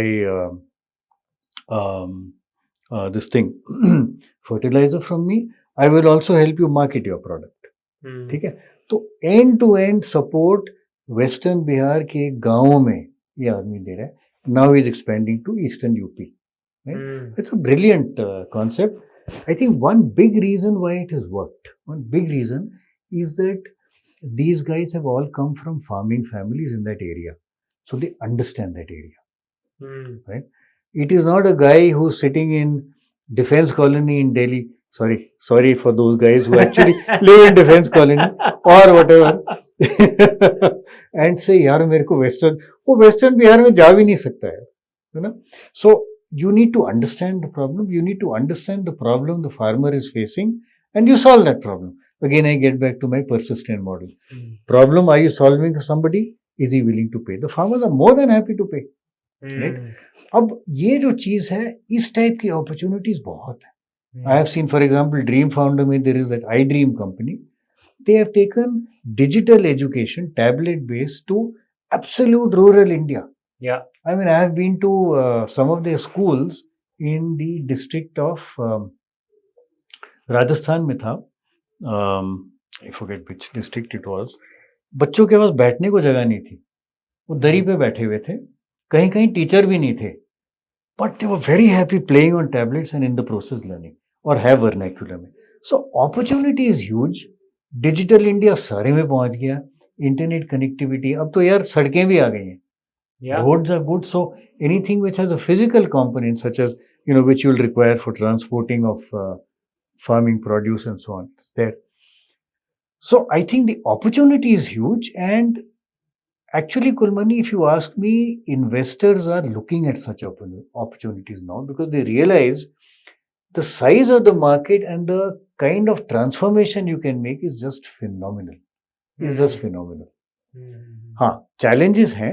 Obviously, challenges हैं. For example, I'll take the example of one P2P lending company. Okay. Don't want to name the company, but in fact, I've forgotten the name. But anyway, he says, हम गांव में, we do P2P lending for multiple categories. And one of the categories we do lending for is rural. Okay. But the problem is rural में, he says, cash economy बहुत है. Yes. क्या करें उसके साथ? So he has found a via media where he says, हमारा एक agent वहाँ होगा, उसके साथ we will deal through, it will be through banking channels. But ultimately what he does, whether he converts that to cash or not, is his problem. तो ये इस type की issues हैं आजकल. But I would say the rate at which we are going, they are all getting sorted out. All these problems are getting solved. So opportunity बहुत है, and investor is now keen on Bharat, very keen on Bharat. This AgriX which I mentioned, this was one of our biggest fundraisers, and I think he's raised 3 rounds so far. Okay. And doing very well. Yeah. Just couple of things which I want. So tractor purchase in rural India is, I think, is not only related to land holding, it's also a status symbol. If you You're walk right. around the village. Oh, absolutely, absolutely. So people who don't have couple of acre, 1 acre or less also, sometimes they own tractor. बस अगर पैसा नहीं हो तो कहाँ से लोगे? So I'm assuming this Kisan credit cards, a lot of that has also changed, right? Access to credit. Yes, that has also changed. You're right. So up to 10 lakhs, they can borrow at 4% or lower, which you can deposit once a year and renew that limit. And it's... but the chota garib kisan hai, he may not want to put in that kind of money to buy a tractor. Also, छोटे किसान के लिए एक full tractor की utilization बहुत कम होगी. Yeah. So इसीलिए he is much happier to lease it out through AgriX. Yeah. And whenever I'm speaking to investors, global investors, or who buy into India growth story, and when they start applying, let's say, global frameworks to India's growth model, I always tell them that it won't work in India. Because see, this kind of phenomenon where we have pulled out roughly few 100 million people out of poverty over last decade and a half, that has never happened in the history of human civilization. There is no economy. What India and China have done individually also, like taking out, let's say, combined 600 million people out of extreme poverty into now that they have enough food to eat, they can do many things in life. So that has not happened. And this is not fathomable by Western framework, because I just say Belgium की population 1.5 million 2 million. क्या होता है द्वारका में इतने लोग रहते हैं. Correct. So I don't know how to explain to them sometimes. Absolutely. But I think this push, right, what is coming from Bharat is going to add to India's economic growth. Absolutely. For me, India is probably globally number 2 economy, because anybody between US and India is not growing, right? So if you have countries like UK, Japan, I don't see them as sunrise economies anymore. Yeah. I'm not writing them off. They are important for the global economic framework, but they are not. So I have a favorite saying: Great Britain should drop that word "great" now. अब सिर्फ Britain है, छोटा Britain है, ठीक है, Little Britain. They're finished now. So, and then China, we don't know. We can't rely on the numbers. No idea. So, correct. They are big, they are huge, but you don't know. It's all. But I think even at local level, they have a massive debt problem now. Yeah. And that's what people are telling me. So people are cutting down their allocation to China. And I think India is a preferred destination. Yeah. So this global flow of capital is also going to fuel this growth. Absolutely. Was the only country which is growing at 7% right from COVID times. So capital has to come here. Has to come here. And now that interest rates are going down in the US. Yeah, after election, I think another 50 basis points or something. The cut is depending on who comes. Whoever comes, I think some cut will be there. 51%. But that will, I think, already be accounted in the expectations, right? Yeah, that is true. That is expectations theory. That is true. No, the opportunity is huge here, both for founders and for investors. And I would say Bharat is a right place to be. Yeah. So, talk about the concept of unicorns. So, when I heard about this term, so I was I understood, this has to do something with earnings. But there are so many corns now. So there is I know. unicorn, decacorns. I know. And एक मेरा favorite term है baby corn. छोटा सा.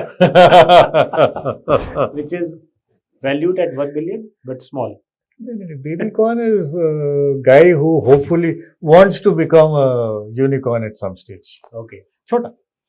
Early stage. It's a joke. So, boss, ऐसा है, So for your viewers, I need to explain a bit of background. See, when the internet came in, and this was around the late 90s when it started getting used for business. And at that time, there is a very favorite phrase that a lot of people have used, and I've also put it into this book. Geography became history. Okay, it's a phenomenal way to put it, because basically what is happening earlier, your customers were nearby. Yes. Okay, local, maybe in the same colony, maybe in the same city. But now your customer could be, you could be based in Kashmir and your customer could be in Tamil Nadu or Kerala, right? Or even global. So the opportunity to grow suddenly became huge with the internet coming in. अब उससे क्या होता है? When you grow, obviously, number one, your fixed costs start getting spread. Yes. Right. B, you start building word of mouth. Right. And therefore, you become far more competitive than the smaller guy as you're growing. So, a stage comes where the big guys keep growing, they become market leaders, and the chotos, they die. Okay, and this is what started happening, and you've seen this in probably and this is internet related. So all internet based businesses has been happening. You look at food delivery, Zomato, Swiggy, lots of people started off like Tiny Owl and Food Panda, they all died, right? Or they were bought out. And similarly, you look at e-commerce, again, there are only 4 players, but lots of people started off. Now, because of this, founders said, boss, we must grow. And investors also said, boss, yes, you must grow. Unfortunately, grow became growth at any cost, even at a loss. No problem. You're losing whatever, your losses are growing at 150% per year. कोई बात नहीं, growth है ना, revenue की 100% पैसा दे देंगे. No problem. Okay. So that is a problem. And you've seen that. I mean, yes. All of us have seen that. So, unfortunately, it became growth at a loss, dominance at a loss. And many of these guys became unicorns, but they were still loss making. Right? And unfortunately, most unicorns have been loss making. In this environment, you have these few guys who say, no, boss, hum dhanda karenge, we'll actually make a profit. Those are the ones I call earnicons, because they say, we become unicorns, but we will also earn money. So unicorns that earn money, earnicons. That was what I created. And there are these 4, but there are others also. So Naukri is there, Zerodha is there, Zoho and Dream 11. There are a few others. For example, Physics Wala, very good example of an industry which is in the dumps, thanks to people like Byju's. This guy is doing phenomenally. He's a unicorn, he's profitable, right? And my guess is he is following principles which are very similar to what these 4 guys in this book have followed, right? So, earnicons, and frankly, I've said this earlier also, Kulmani, unicorn is a mythical concept. जानवर भी mythical है, company भी mythical है, because loss making है, right? But earnicon is a real concept. जानवर ऐसा कोई नहीं है.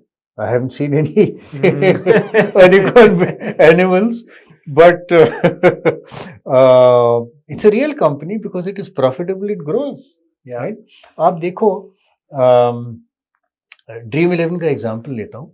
Last year there was a huge GST slap which was given to these real money gaming guys. Huge slap. In spite of that, so their costs went up dramatically. In spite of that, these guys are profitable. That's an unicorn. Because you're running a real business, you're a unicorn, but you're also a unicorn. And but if we think about some businesses, right, you cannot build them without being, let's say, you have to be loss making Yeah. for a certain period Valid, of time. valid, absolutely. Let's say if you talk about deep Valid. tech or Correct. even in traditional sectors, let's say Correct. talk about pharma, right? There is Correct. this that 10-year period Oh, where the yes, drug is absolutely. cycle, etc. Absolutely. So should investors still back those businesses which are loss making in short term? So I would say, okay, first of all, at an early stage, most investors are realistic. They realize you cannot be profitable, you have to invest. Whether it is in building a product, whether it is in setting up a plant, in case it is manufacturing, whether it is in spending a huge amount on marketing to build a brand. So initially you have to. But obviously, your gross margin has to be positive. So unit economics has to be positive, because otherwise, the more, I assume your viewers would understand gross margin, unit economics. Yeah. Okay.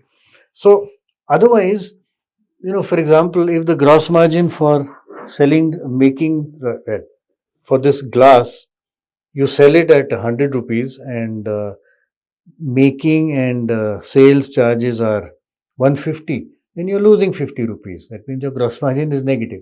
Unit economics is negative. And the more glasses you sell, the more you lose. Yeah. So at an early stage, investors typically look at gross margins, not at overall profitability. Even after that, there are some kinds of businesses where either you have to build a product or you have to do a lot of marketing. For instance, typically in a B2C business, huge amount of marketing to be done. Right? You have to be loss making. Look at Make My Trip. They have been loss making for years, because in any case, in the travel industry, margins are very thin and there's a lot of competition. But having done that, having gone through that stage, they have now become profitable, and they're very profitable now. Right? And the same thing is true of Zomato. They were loss making, they were building leadership positions. So I think founders have to realize, yes, there will be some time, whatever, 5 years, 6 years, 8 years, but you have to move towards profitability. That's your ultimate goal. Your ultimate goal is not raising more and more money at a higher and higher series and higher valuation. वो जो तमाशा था वो बंद हो गया. And therefore investors are very clear now, boss. They are looking for companies which are clear they are moving towards profitability. If today they are loss making, ठीक है, provided we can see a path towards profitability. So that intent has to be seen. Absolutely. In actions. In action, exactly. अब जैसे frugal business है, if you're not running a frugal business, the investor is going to sit back and say, boss, there's something wrong here. Define what frugal business means in 2024. Boss, I don't think I can give you a definition, but I can give you examples. So, what Sanjeev always spoke about, simple offices. Simple offices. When you travel, why do you need to stay in 5-star hotels? Stay in 3-star hotel. Clean hona chahiye, right? And for example, I was in NIT. We always stayed together. It was always double rooms. And I remember even our MD, our CEO, our other directors, they would share rooms. That's frugality. And therefore, NIT was profitable for almost right from the beginning. It was a very, very profitable company. So, it's basically that attitude. I'll give you one very simple, it's a very trivial example, but it just shows you the mindset of the founder. So, we had invested in a company called Aha Taxis. Okay. Which is there in one of my books, I think in this one, Funding a Startup. Okay. Now these guys, I had to go and meet them because I keep beating my investee company. So I reached the building he had told me. He said, 4th floor pe aa jao, Noida mein tha. And I reached there and I said, yaar, मैंने तो तेरा board ही नहीं देखा कोई, कहाँ है? I called him. He says, nahi sir, you come to the end of the corridor and the third last door on the left is ours. And then fortunately he came out. So when he came out, I saw him and I went there. I said, ये तूने board क्यों नहीं लगाया? उसका जवाब देखो. He says, देखो, यहाँ कौन आएगा? कस्टमर मेरा कोई आएगा नहीं. These are basically like your Uber, Ola, but intercity. मेरा कस्टमर कोई नहीं आएगा. कौन आएगा मेरे पास? Driver, taxi driver. उसको पता है, he doesn't need a board. मेरा क्लाइंट जो टैक्सी हायर करता है, पैसेंजर, वो कभी नहीं आएगा. Why should I waste money? No, it's such a simple thing. Board would have cost him what? 400, 500 rupees, but attitude देखो कि बॉस मैंने unnecessary पैसा नहीं spend करना है. I think that is the attitude way. And I was very, very impressed. मैंने बल्कि इसके बारे में कहीं लिखा है. I forget where, but you also mentioned about the concept of experimenting at early stage in startups. Something similar to micro pivots, or micro pivots could be based on the feedback or the insight which you have. Not just micro, huge pivots. Sometimes it has to be huge pivots. We'll come back to pivoting, but experimenting. How should founders think about experimenting? And second, what can go wrong with experimenting? Okay. So I'll share a story. I'll share an example, and it is there in, I think, this book, if I remember right. This book, or probably this one. Okay. It's a company called Planet Spark, which I have personally invested in. So if you go back to my perfect attitude,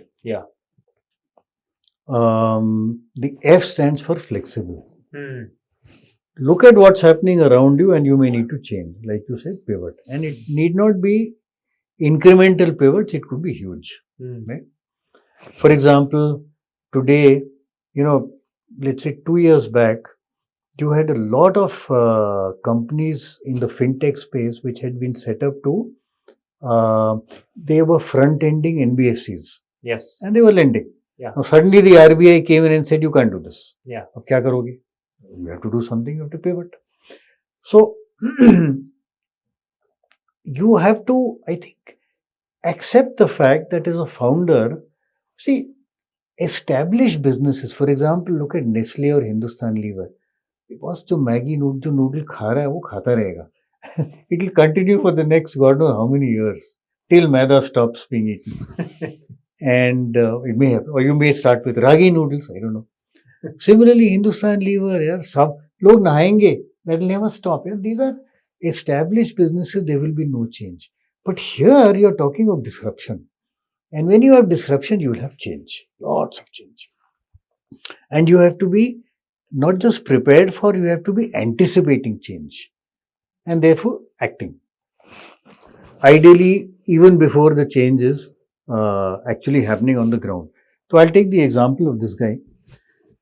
Planet Spark is a company that we invested in, and when they started, they were basically into organized, digitally supported tuition centers. Okay.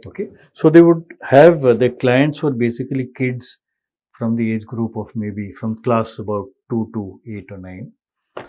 And they would have, nice. See, the problem is, if you look at typical tuitions for schools, they will normally happen on the dining table of the tutor. Okay. Pressure cooker की सीटी बज रही है, maid चिल्ला रही है, honking हो रही है. A very distracting environment, right? And you don't know what quality ultimately goes through. So he says we will have a lot of digital content, we'll have laptops, and therefore quality standardized, nice room, and there'll be a mentor, a lady, and she will, go around all these kids and help them, right? And it was doing very well, right? So within 1 year, they had ramped up to some 60 centers. Okay. And that is when, so I saw one of these centers and I was very impressed and we invested. Lead angels invested, I also invested. We invested, we gave them the money in January 2020. अब उसके 3 महीने बाद you know what happened, yes. Right? COVID आ गया. अब यार कोई school नहीं जा रहा, ट्यूशन सेंटर कहाँ जाएगा? So their business came to an absolute standstill. Now, these guys, what I like about some founders is they don't give up. Yeah. They say, boss, ये problem है, कोई बात नहीं, I will figure out something. So he says, okay, we will move to online. We have a lot of content. We'll make it available. You access it over the internet from home, and the mentor will also be available online. बहुत बढ़िया. The problem is it's a tiny company, and who are you competing with? Byju's, Vedantu, Topper, वगैरह वगैरह वगैरह. There's no way in hell you can compete with them. Okay, so he realized कि ये तो चलेगा नहीं. Two founders. So then what they did was they said, okay, instead of competing head on with these guys, let us look at extracurricular stuff. Okay. So they tried things like robotics, didn't work. And extracurricular is a place where people like Byju's were not present. So they said, we are not dealing with any huge competitors, let's try. And they're experimenting, like you rightly said. So then they tried, I think, drawing and painting on the internet. They tried music, they tried drama, they tried dancing. Kuch nahi chala. Okay. Then, as part of their experimentation, they reached a point where suddenly they hit something which was a real demand. You know, I keep saying, are you solving a problem for the customer? Persistent model, P. See, if you look at school kids, every parent wants his child and every grandparent. I'm a grandparent, okay? So I want my grandkids to do well in school, which means good marks. Yeah. Okay? But good marks is not the end of the story. You need to be able to face a crowd. You need to be able to talk to people. You need to have confidence. You need to be able to speak in public. You need to be able to face an interview. Yeah. बहुत जरूरी है. वो कोई सिखाता ही नहीं. कोई school नहीं सिखाता. हाँ, they may be the top 2-3 kids who on their own learn. But school नहीं सिखाएगा. These guys said, we will do public speaking for school children. Okay. And look at the demand. Suddenly it boomed. Okay. So these guys today are market leaders in the country. And they have gone beyond India because any English speaking country, so US में, West Asia में, UK में, they have a lot of clients. And look at the benefit. You're getting paid in dollars, but your mentors and your developers are sitting in India, so they're getting paid in rupees. Margins go up, and overall they've gone beyond break even, so they are more or less profitable. So I think the two big things I've learned from this is, one is a good founder does not give up. वो कहता boss कुछ भी हो मैंने करना है, and that comes from passion. Boss मैंने ये करना है. And secondly, they keep trying various things. They have to be flexible. They keep pivoting. Now, this worked. There are situations where you may pivot multiple times. It doesn't work. Sure, because the business environment is such. And you know, you asked this question about the challenges, the pitfalls. One of the issues is, you know, if you have to pivot, so let's say you've developed your product and you have to pivot, boss, how many times will you redevelop the product and what is the cost that is going into that? That's a real big problem, right? So these guys, fortunately, you know, they were able to get into a thing where initially the human angle was much higher. So they didn't have to spend too much money in development. Yeah. But over time, they created modules, which were standard modules for this public speaking. And therefore, over time today, they have a very, very strong entry barrier because, I mean, somebody else who gets into this has to build similar modules first. Right? So challenge hota hai, where you may have to put in a lot more investment than you had earlier planned. But you have to be prepared to pivot, to change, to experiment. Choice nahi hai. Yeah, just one observation and then one addition. So the observation which you had about kids, right? So my observation is people who succeed generally have huge interest areas which are completely unrelated to each other. Okay. So they may be having, let's say, interest in ancient history and then finance and then something else. And then, you know, like Correct. medieval history also, Okay. right? So they're able to somehow leverage those patterns and generate insights a lot of times. ठीक है. So having broad interest areas, like for students, public speaking is important. Correct. So extracurriculars are also important. Okay. So I think that lays the foundation of later in life you have these varied interest areas outside your core. But I'll add something to that, Kulmani, since you raised this issue. I go back to my persistent model. You mentioned if he's in, multiple interests, let's say in history or space or archaeology or whatever. I agree with that, 100%. The point is, does the parent see that as a problem? And is the parent willing to pay for his child to learn or her child to learn ancient history or archaeology or whatever? Right? ये जो है public speaking का, ये बड़ा clear problem है. Parent कहता हाँ boss ये प्रॉब्लम है और मैं इसके लिए पैसे देने को तैयार हूँ. सो what you're saying is a valid possibility. You may actually teach them multiple subjects which are beyond their textbooks and beyond their course, but it will probably take a hell of a long time for it to get accepted as a means to get your child successful. Yeah. And as a business, you can't afford that. Yeah. So as a business, you have to look for a boss. ये problem है जो client समझता है. हाँ, पैसा देगा. हाँ, करो. Yeah. And the addition which I wanted to make, and this is from a seed stage investor's perspective, right? Often when founders come to investors, they will get money for doing X, and X doesn't work. Yes. And then there is long time when the business is on the ventilator. Correct.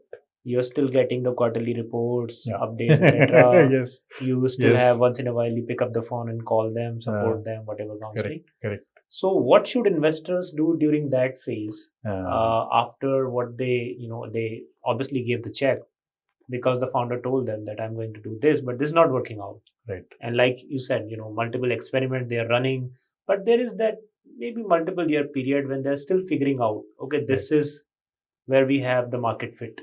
Right. So what role should investors play in that period? So I'll go a step back. I would go a step back and say the investor's role starts well before that when they identify the right founder to invest in. Yes. An ideal founder, I think we have to accept one thing. No investor wants to run a company. Because he's invested in maybe 50, 100, 150 companies. Yeah. There is no way he can, and he does not have the expertise to run these companies. Right? The founder has to run the company. But when the investor invests, it should be in a company where the founder is willing to listen, where the founder realizes it's a partnership and we have to work together. So I will get ideas, possible solutions from the investor. I have to at least think about it. Maybe implement some of them, may not, but I have to be willing to at least consider them. अगर वो founder में नहीं है, तो he is the wrong founder. Right? Similarly, अगर investor में attitude ये है कि बॉस मैं ये बोल रहा हूँ यही तुमको करना है, he is a wrong investor for you. So it has to be the right investor, the right founder. पहली बात. Now, having got the right founder for the investor, when a situation like this happens, if it's a right founder, like I said, he is flexible, you have to spend time, try and figure out jointly what the solution could be, whatever that is. Yeah. Whether you need to pivot, whether you need to spend much more on marketing. Yeah. If you have to spend more on marketing, or do you have to modify the product? Is it that you have to talk to the customer? Very often, the founder is neck deep in his company. He doesn't even know. He cannot think beyond the obvious. Yeah. And the investor comes with hopefully a lot of experience and he can share. So I'm saying that is the time when the investor really is required. कि boss अब ये try करो. Frankly, Kulmani, there will be many situations where no matter what you try, it will fail and ultimately you have to close down the company. वो भी होगा. but at least you can try multiple things. उसमें partnership चाहिए. And the founder has to be willing to listen to the investor, and the investor also has to respect the founder कि boss इसको company चलानी है, but let me give my views. Yeah. So whether it is bringing in his networking, whether it is bringing in potential clients, whatever, वहाँ investor की जरूरत है. जहाँ सब कुछ सक्सेसफुली चल रहा है वहाँ इन्वेस्टर का रोल कम हो जाता है. I think from founders side, they need to be a good listener. Yes, when investors absolutely. are talking to them. Absolutely. Obviously, investors have given their hard-earned money to them. Correct. And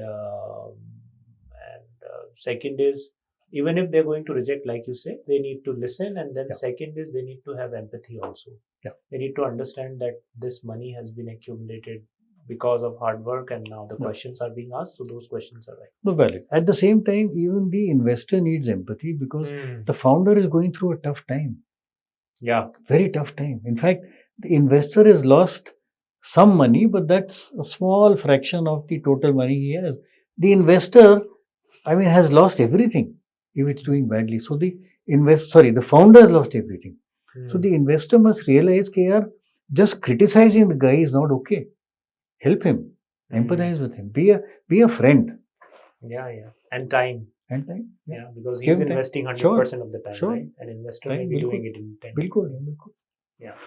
Then you also mentioned about customer money versus investor money. Yeah. And what is that framework, and why should founders think about it? That is something which I picked up from Sanjeev Bikhchandani. So I must give him credit. So talk about your relationship with Sanjeev, because I think you talk about him in all the books. He's a brilliant guy. How did you He's a great guy. I first was on there was a panel discussion many years ago. I think it must have been 20 years ago. Okay, maybe more than that. I was a professor at MDI, and Sanjeev had just launched his company. Naukri was chota sa tha, nothing much, not really well known. So because I was a professor, I was chairman of my department or whatever, it sounded big, तो मेरे को panel का chair बना दिया. Okay, and Sanjeev was one of the people on the panel. Okay. And I would ask him questions and he would get back. And I realized he had a very, very, very practical bent of mind, very clear head and very, very practical. Then I started meeting him more and more. And the more I met him, the more I spent time with him. I've also been to his house. I realized that he's a very unique individual. So he has absolutely no airs about talking about his failures. Absolutely no air. Very open. Outstandingly ethical. He is the guy who, said this. Because if the customer money comes in, that means you're getting customers, that means you're doing well, that means you're growing. And then if you need investor money later on, the investor says, "Theek hai, you're growing, revenues are growing, we'll put in more money." But if you're only getting the investor money and not the customer's money, your revenues are not growing, that is the end of investor money. Right? So the customer's money, he said this in the context of, unfortunately, there is this bhedchal. Founders say, "Boss, मेरे को series B raise करनी है."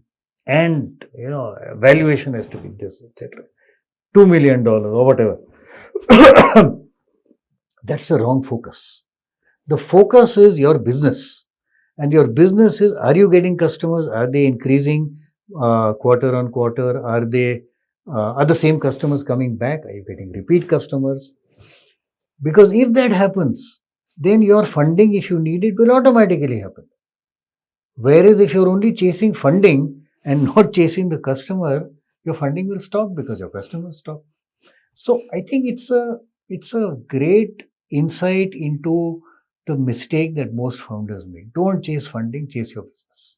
And the investors are anyways screening, right? So they will find you. They Because find it- you. Correct. Correct. Exactly. and the word gets around. Exactly, boss. It's a small world. Yeah. If you're doing well, investor अपने आप आ जाएंगे, भागे भागे आएंगे. A pretty girl will always get, guys who want to marry her. Talk about role of attitude in leadership, because leadership, and you have come from corporate background, it's often talked about. All of us have been to workshops, seminars. They would take us to fancy hotels where they would give us lessons. Yeah. The coaches will come. Okay, this is what leadership is about. Yeah. So first, deconstruct leadership for our viewers, listeners. And then second, how is attitude linked to leadership? Okay. So, again, I like to tell stories, so I'll tell stories, Yeah. right? I mean, I don't want to get into theory of leadership and what are the 6 factors and so on. Obviously, attitude is part of it. I will talk about something that happened well before I became an angel investor and a mentor and an author. I'll talk about my job and my boss. Okay, my boss was R.S. Pawar, okay, who was the chairman of NIT, and he was Okay. the founder and chairman of NIT. It was a very small company in that time. I have learned a hell of a lot from this man. Okay, hell of a lot. And I'll give you 2-3 examples, simple examples. I remember I was the regional manager at NIT, and there was a client and a very, very dislikable client. Nobody liked him, and maybe the client didn't like me either. Okay, and he was. He would lie. He would go back on what he had said. So we couldn't trust him. Right? So he was sitting in my room, and we were discussing something. But I was very angry, and there were 1 or 2 other people there. And then this guy called me a liar. Oh, man, my BP must have been 500 by 440 at that time. So angry. Usi time mein, the door opened and Pawar looked in. Okay, R.S. Pawar, chairman. So he wanted to speak to me. Then he saw me looking so angry. Okay, we'll talk later. He went away. Then he called, and by the way, my parents were away, and even my wife, he used to live, her parents were in Bombay. She had gone to Bombay. So I was alone at home. So Pawar called me some little while later. Dhruv, we are having a little get together and at night, and why don't you join us? We'll be at this hotel. Okay. So I said, okay, I'll come. So I reached there. When I reached there, I saw Pawar and his wife and the number 2, the other director, Vijay Thadani, and his wife. Bas, 4 log. It was, I think, for one of them, it was the wedding anniversary. So very private get together. उसमें मेरे को बुला लिया. मेरे को क्यों बुला लिया यार? It's a 2 very close friends. One of them has a wedding anniversary. They're celebrating. You were alone. I was alone. Okay. My wife was away. Then I realized what had happened. He looked into this room where I was sitting with the client. He realized I was very upset. He knew that my family was away. I was alone at home. He didn't want me in this state to be alone. He said, "Isko bula lo, let him join us. Mood theek ho jayega. This is like a family get together." I was so impressed. कि छोटा सा उनका private function है, 4 लोगों का, 2 director, मैं junior सा यार आरएम बैठा हुआ. So, when I say leadership, these are things you don't read about. Nobody talks about these things, but I've seen it in action. And I've learned a hell of a lot from this man. Treat your people like human beings. Empathize with them. Okay? they will have so much faith in you, which is one big reason why for 20 years I was there. And many people in our company stayed on in NIT for 18, 19, 20, 30 years even because of that one man, because of his leadership. Okay. I'll give you another example. So he is very, very strongly people oriented, very, very strongly. Ek more example. We used to conduct a course called basically a workshop, a 2-day workshop for top management of clients on how you can use computers to help you in your strategy, in your growth, etc., etc. Yeah. Because at that time people didn't know, right? And he would conduct this. So the first 3-4 programs he conducted, okay. And then he said, Dhruv, ऐसा है, this program is in 2 parts. ये इस client से है, big client program आया है, and you conduct the first part. मैं कौन हूँ कौन यार? I was a regional manager, junior guy, and these were MD, chairman, that variety. नहीं कर लेगा यार, कर. So he guided me, he built me. When I was taking the session, he was sitting in the room, just observing, not interrupting. Okay. In the process, yes, it didn't go off as well as it would have. His program would have. Yeah. In the process, within a couple of, I think within 1 year, 1.5 years, he had built up a team of about 7-8 people who could replicate him. Okay, that's leadership. So, one is, I am the best, and he was the best. I will do it. But 2 is, I will build up other people so that they can do what I can do, and therefore I do something different. Yeah. So, ये leadership है, recognizing people who are good, empathizing with them, building them up, not trying to do everything on your own, creating a team. All that is part of leadership. And I've seen that in some of these guys. ये जो Big Chandani वगैरह है ना, leadership. And what role does attitude play in leadership? So the whole attitude, I would say, is they're very, very closely interlinked. If your attitude is, boss, I am a boss, he's an employee. I am the CEO, I am the founder, he's an employee. That's the end. ये हमारी team है, हम दोनों हैं team में. That's attitude. Okay. If the feeling is I am great and the other guys are nowhere near me, okay, only I can do it, that's a wrong attitude. If the attitude is as a team we have to do it, then I will build up the other guys.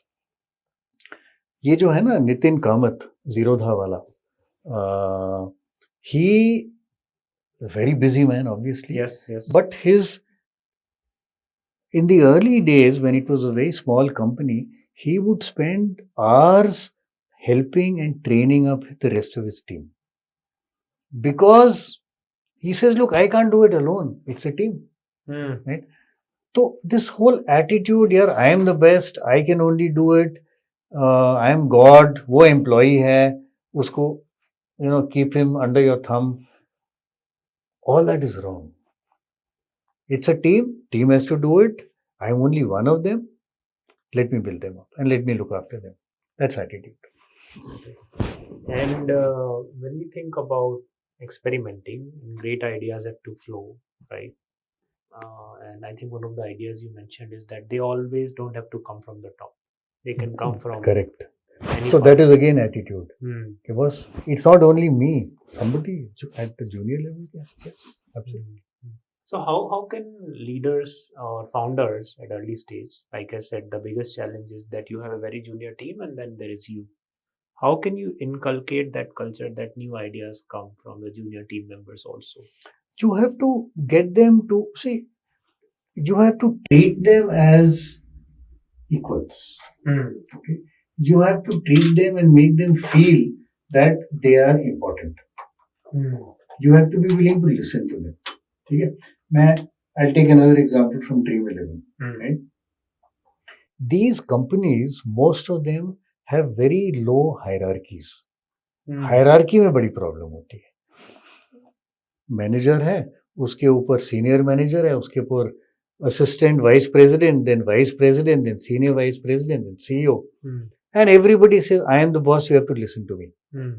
It has to flow from the top and it has to be non-hierarchical. So, Dream 11 का example देखो. When I went to their office, I said, look, I want to see the cabins of the founders. Founders, I said, where do they sit? So I was told there is no cabin. I said, how can that be? Founder, CEO, Chalara company. Come, I'll show you.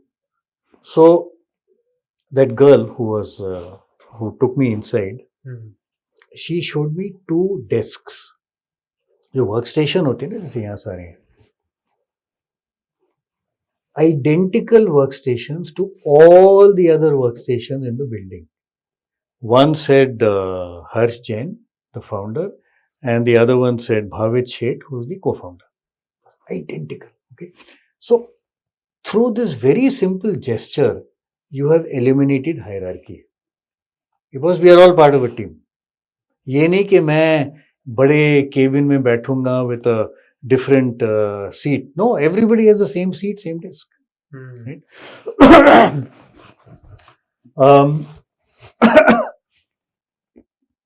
These guys are very, very open to feedback. In fact, they have very, very regular sessions. जिसको कहते हैं ना, the open house sessions, right? Very, very regular sessions where people speak up. I mean, very open. Right?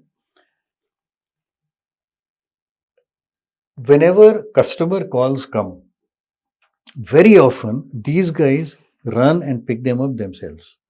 Okay, boss, customer, I want to understand what the customer is like. Zomato I have not covered in this book, but uska abhi recently aaya tha. I saw that on, I think, LinkedIn. Dipinder Goyal, who's the founder, he picked up bags and on a motorcycle he became a delivery boy. You make your team believe that you are one of them. Yeah. Right? And that is when the team starts performing, starts contributing. That's the way it works. Yeah. And I saw one of my friends who was probably MBA from Ivy League. He was working in a similar company as head of growth, and he used to do this, like go on bike, बिल्कुल take notes. boss. And that's how he could understand what are the challenges. So, boss, you cannot sit in an ivory tower and say, यार तुम ये करो, तुम्हारा ये target है. नहीं, हम इकट्ठे हैं. वो attitude है. Yeah. But still, some structure is required, right? Yeah, obviously. As you grow bigger. Yeah. When you're small, there is no structure. Everybody does everything. But as you grow bigger, sure, there is a structure. But that structure should not prevent ideas from flowing up. It should not prevent junior people from contributing solid amounts. So, it is a structure for operational reasons, but it should not limit flow of ideas, flow of thought and so on. So as we think about, now we're reaching the last part of our conversation. So as you think about the future of India's startup ecosystem, and you have been part of it for almost 15 years, how do you see this changing? What trends do you anticipate, both from founder side as well as investor? For us is mostly seed, early stage. What are the trends which you see? I think there are 2-3 things which are happening, and a couple of them I've already mentioned. One is there will definitely be a move towards encouraging Bharat, which means rural, small town, etc., etc. And a large part of that is thanks to the digital infrastructure and also physical infrastructure that we built. Because when you have phones available with everybody, and most of them are smartphones, many of them are smartphones, and you have internet availability, you have payment availability, you can pay through UPI, you have bank accounts. What else do you need? The opportunity is there and the infrastructure is there. So I think number one, the huge opportunity in non-metros is now going to start coming up. That's number one. And both for founders and for investors. Number two, and this is a worldwide trend, not just India. Things are moving obviously towards, from perennially loss-making companies to path to profitability. And, this obsession with valuation, obsession with, yaar, kisi tarah grow karo, and, somehow you got to grow, somehow you got to raise funds. That obsession is moving towards create real companies, right? So there are these two changes which are happening. But one thing which I think is similar to what has happened in the past, and it's a repeat, is, in the early 2000s, again worldwide trend, there was a belief that internet is everything, right? And therefore, if it's an internet company, invest in it, do whatever you're doing, I mean, you'll be successful. Today, just replace the word internet with artificial intelligence. And I think it's the same story going up again, right? So at that time, nobody wanted to miss out on internet. Today, nobody wants to miss out on AI. My guess is it will take maybe a couple of years, maybe 3 years, 4 years, before this euphoria will die down and people will say, boss, it is not just enough to say I'm doing AI or to build models. Again, you have to build real companies which are solving real problems and the client is willing to pay you. So that cycle is actually getting repeated. Right? But what will also happen, definitely, is that AI will be an integral part of probably every business. Right? I'm not saying they'll create ChatGPT. They don't need to. They shouldn't. But application-wise, I mean, definitely the AI will be a part of whatever you're doing. Just as in the early 2000s, the internet was a part of everything. So that is will definitely happen. But that, that euphoria, that huge excitement, to my mind, will die down. It will become more practical. Yeah. And one of my favorite investors, Howard Marks, who had say one large fund called Oak Tree Capital. So they're a debt into private equity and they do multiple other things. So he always uses Mark Twain's quote that history doesn't repeat itself, but it does rhyme. Second quote he often uses in his newsletters is that trees don't grow to the sky and nothing goes to zero. So those two, and then always valid. Our name Fibonacci actually is an homage to market cycles. So Fibonacci pattern is the most commonly occurring pattern in the universe. I thought you had a mathematics background. I do. I studied maths in college. But when we were thinking of the name for the firm around 2019-20, because at that point to pay our bills for 2-3 years, we were only doing M&A consulting projects. So we thought of various names, and this was the name because we thought, okay, we are students of market cycles. We are good at pattern recognition, and we can see implementation of pattern from one industry to another industry, and how do those cycles move? Short term, long term. Good brand. So that's how we came up, and you rightly mentioned that, right? Because even in my lifetime, I mean, you are actually infinitely more experienced than me, but no, much older. That's all. That's all. But I do remember the day Lehman went down. I was in the US studying in my undergrad. I was reading Market Watch, which is a magazine in US like Barron's and Bloomberg. And I was standing on a bus stand and I was reading the news. Right. So that was when I was in my senior year, I was learning the real case study which was happening in the markets. Lehman. Yeah. So Lehman went down. I was on the bus stand that day. I remember. I remember. I used to be for some time placement chairman at MDI, and my children meaning MBA student, sir किसी तरह Lehman Brothers को ले आओ campus पे. उसके 2 साल बाद lemon collapsed. Yeah. But market cycles, you can't do much, right? You have to embrace them. It happens. as Happens. investors. COVID came. What do you do? Demonetization came. It hit a lot of people. Yeah. Any piece of advice for seed investors? Something which you wish you would have known earlier before when you started your investment journey? So any piece of advice for seed investors? I think for us, for me personally, and I think most investors, any field you get into, it's a learning experience, right? And for me also, it's been a learning experience. So I remember when I first started investing, I think my first investment must have been around 2010.